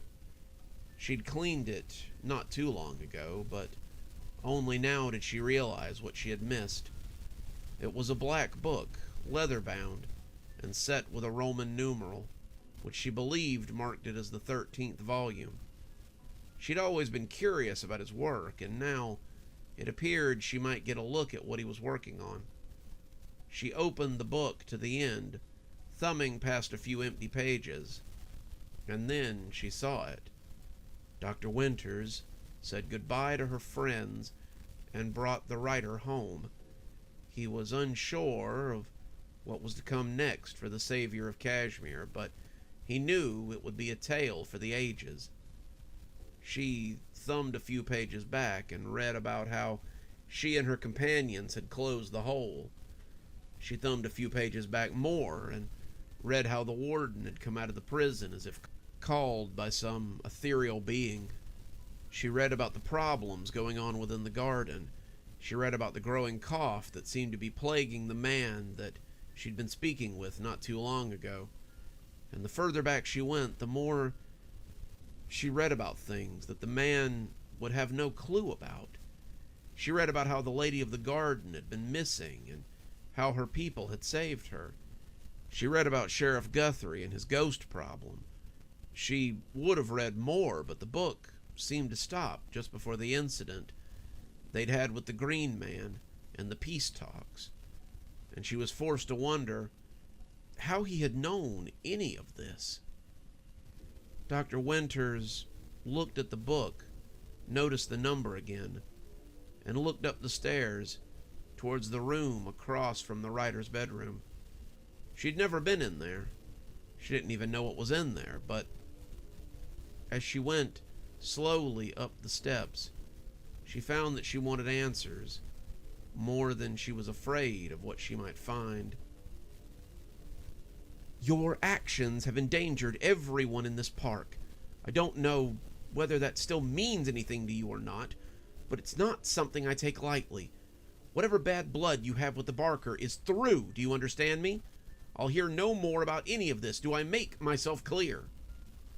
Sam was standing at the edge of the lily pond, though he'd put his back to the dressing down that the lady was giving Tobias. She had called for him after Sam made his report, and he'd come willingly enough. He didn't argue. He didn't fuss. He understood that what he had done was foolish, and he was more than willing to take the punishment for it. As I have said, I believe that my actions were in the best interest of those within the park. I know better now, and I've put my differences with the Barker aside. There was silence for a moment. The only noise was the splashing caused by Tobias's legs as he fidgeted slightly in the water. I should hope so, Tobias. You're one of my most trusted followers, but I cannot have someone here who would undermine my authority in such a way. This is your last chance. If you act like this again, I will be forced to put you out. I don't want to. Such a thing would bring me no joy, but I see no way around it if you will not do as you're told. Let this be your last warning, and do not try my generosity again. He could hear the old goat bow, and then there was some splashing as he exited the pool. Sam watched him go, letting him get a little ways off before he turned and looked at the lady, who was still working in the lily pond. Do you think he was honest? Sam only shrugged. Who's to say? Some men only need to be told once, but others may need to have their noses slapped a time or two before it takes. I'll keep a close eye on him from now on, and we'll see if he backslides. Please do. Tobias is dear to me, but I don't want him to think that means he can get away with bullying or exiling others. Please tell me this has not impacted the preparation for tomorrow's opening. Somehow it hasn't. It appears that we'll be able to open on time as we planned. If anything, it feels like this has helped us get everything we need in line for tomorrow's festivities. Fantastic. I won't have this holding up our preparations.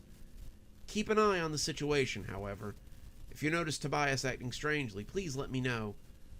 I want to believe he's turned over a new leaf, but we can never really be sure. Sam bowed and went to return to his duties. He would watch. He would make sure that Tobias's change of heart lasted. The lady was right. It was really not the time for any of this. Winter would be swiftly upon them, and it always seemed like winter was when things really started to happen for them. He would hope for the best when it came to the Halloween celebration, though. He really was looking forward to seeing what the town made of this year's festivities. Sheriff Guthrie had them put him out a couple of blocks from the apartment, and it wasn't until he got out that he realized he was missing something. There was no Sheriff Masterson hanging over his shoulder anymore. The old man hadn't said anything since he had spoken to him at the pit, and Guthrie found himself spinning in a circle, looking for him like a dog chasing his tail. He was finally free, and all it had taken was getting rid of the hole in the woods. If I'd known that, I would have done it ages ago. Guthrie found himself practically skipping down the street. He was so light that he doubted he would ever feel like this again. It was like being a kid on the last day of school, knowing that you had the whole summer ahead of you. He didn't know what he would do now that his shadow was gone, but he knew that it would be better that he was leaving it behind. He could see the pulsing lights of his cruiser up ahead, and he was already looking forward to getting home and having a nice hot shower. He was sure he smelled sweaty, and his pants were full of burdocks and cockleburs, and he couldn't wait to get the stink of the woods off him. When someone came staggering out of those woods, Sheriff Guthrie had his riot gun pulled around quickly. He was still expecting to be set upon by some big nasty something, but when the woman fell to the concrete and lay still, he knew who it was before he ever even saw her. Her clothes were ripped to shreds, and she looked ready to drop, but it was the same woman he had seen going into the diner with Earl earlier that night. It was Candace, Earl's friend, and he put the gun behind his back as he came up to see if he could be of any help. She was unconscious, but mostly she just looked tired. He didn't think there was anything physically wrong with her, but it was hard to tell at first glance. "Hey, I need some help. Somebody help me." He heard boots coming up the sidewalk, and suddenly Parks and Woods were running towards him. He didn't know what they'd been doing out on the sidewalk, but they had been close enough that he believed they had probably been standing around, minding the crime scene. They came on the run, wanting to be of assistance, and Sheriff Guthrie was glad to see them. After the night he had had, he didn't think he'd be complaining about his deputies for a very long time. Dr. Winters closed the door to the room after leaving the book inside. She could have used a little of her own forgetfulness at this point. The things she had seen in there would likely haunt her for some time to come. She wasn't entirely sure what to make of anything that she had read, and it made her look at the writer in a whole new light. Inside the room, there had been shelves lining the walls. There was nothing else in the room except for shelves and books, and Dr. Winters remembered thinking that it would have been a nice place to read. She always wanted a big library like that, a place to store her books and take in some comfortable perusing as she went about her day. One day, she might have the wherewithal to build her own library, but for now, all she could do was hope that if she had a library like that, it wouldn't be a place like the one she had just come from. There had been more than 13 books in there. There had been whole shelves detailing the history of the people of Kashmir. She had read stories about her clients, stories about her friends, stories about her siblings, and all of it clearly detailed in the books written by the half-mad writer. She'd closed the door and left after that, not sure what to make of any of this, but it seemed that the town knew the answer. The farther she got from the writer in his house, the less anxious she felt. By the time she got home, she'd forgotten what she was upset about and went in to see what Maggie was doing. The town guards its secrets almost as diligently as the townspeople do. Proximity itself is often a strange kind of magic, and it would take some time before Dr. Winters remembered what she had seen that night. The writer, however, would remember. Such was his duty and his curse. Sam watched as two of the Brandylow hung the sign on the outside of the Botanical Garden gates. Tonight, opening night of the Halloween Spectacular, the event will go from sunset to 9:30 on the 26th through the 31st. Locals will receive a 15% discount. Tickets will be $20 each. "That should be the last of the preparations," Hemlock said as he put the hammer back in his belt. "Do you think they'll come?" Shimmer asked as she looked at the sign. Sam smiled and nodded his head at the small group of people who were gathering on the sidewalk to read it. "I'd say that's a pretty good indication." Earl was weeding around a new plot, a plot that would soon be occupied by a new spirit, he was sure, when somebody cleared their throat behind him. Earl turned around, and there she was, looking none the worse for wear. There were bags under her eyes, and her hair was still a mess, but she was just as lovely as she had always been. She smiled at him sadly, clearly expecting him to be afraid of her, and when he stood up and swooped her into a hug, he felt her sob a little into his shoulder. "Sorry I'm late. Sheriff Guthrie insisted I be taken to the hospital, when I came stumbling out of the woods at 4 in the morning.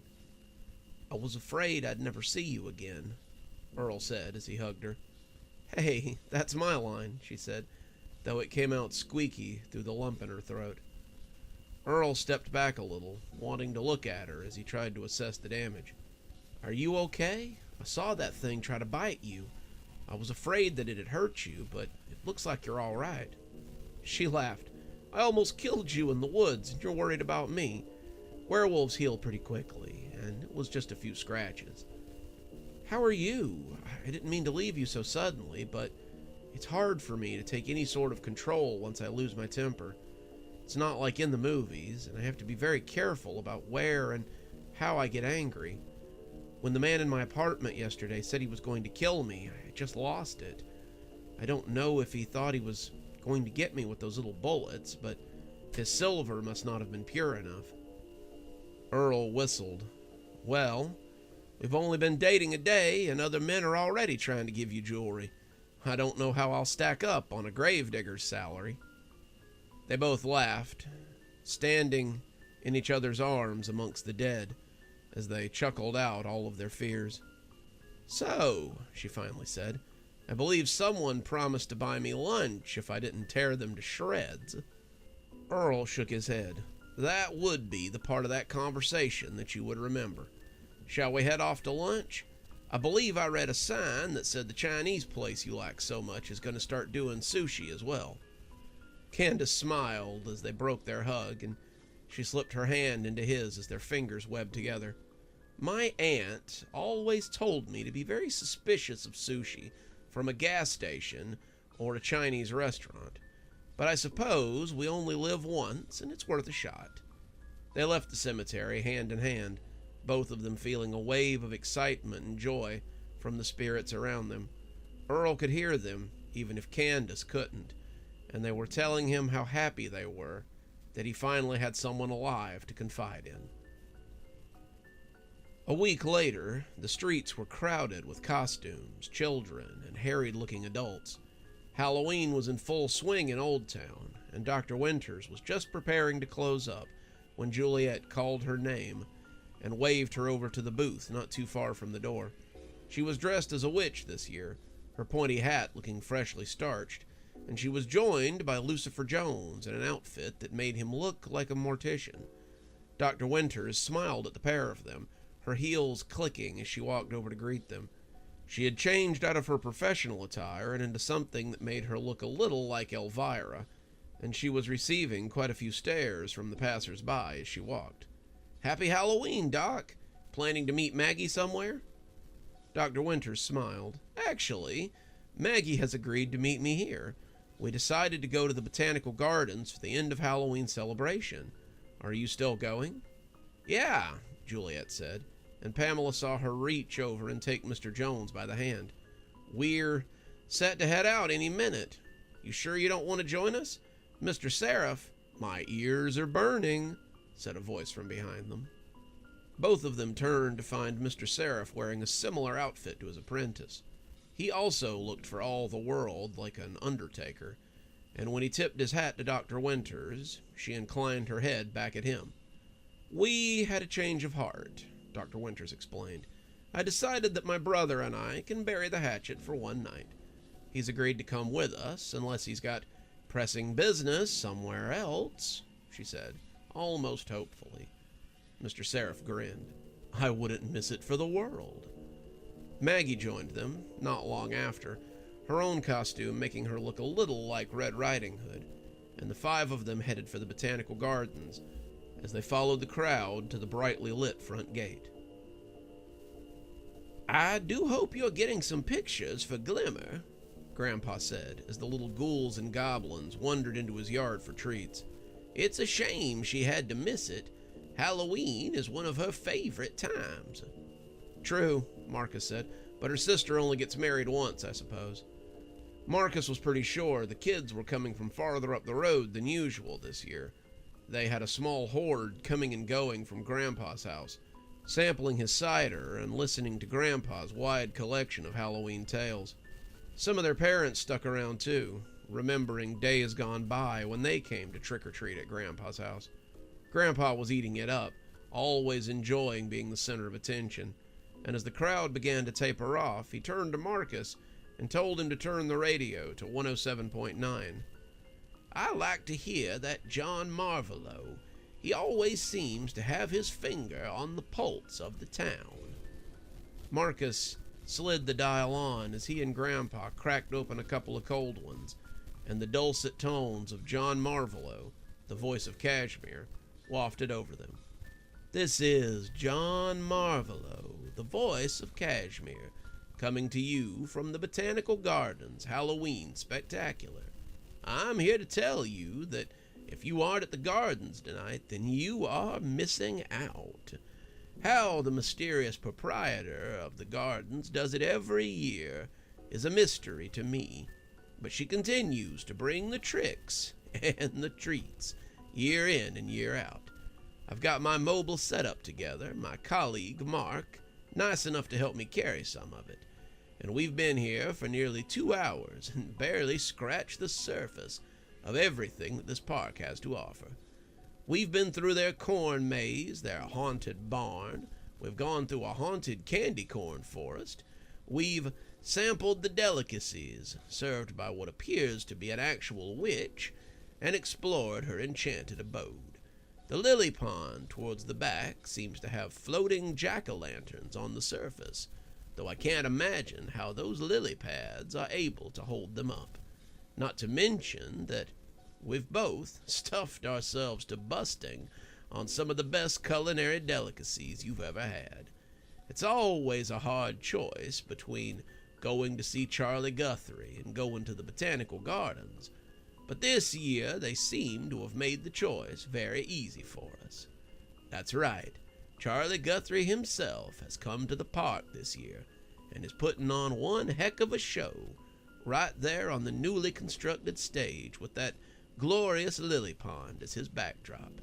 It has truly been a wonderful year here in Kashmir. I'm always a little bit sad to see Halloween come and go, but I know there will be many more wonderful celebrations spent here in Kashmir with all of you. I think that's what keeps me going sometimes, the knowledge that no matter what, I'll still be here to share the news with all of you. Oops, the next song is about to start, and I seem to be making a lot of racket. Let me turn this microphone towards our own Charlie Guthrie and let you all experience what I get to see live.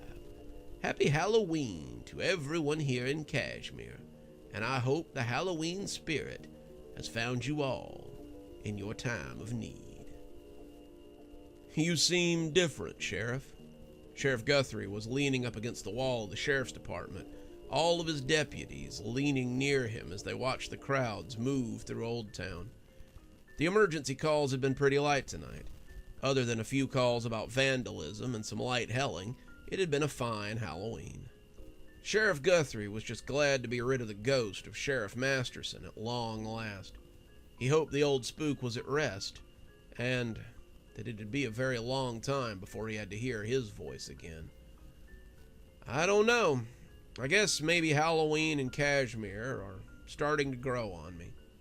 His deputies made appreciative noises and gave each other a high five, as if they had anything to do with it. Sheriff Guthrie took a long drag off his cigarette, and through the smoke, he could almost imagine he saw the grinning specter of the old sheriff as he hunkered in the alley between two buildings.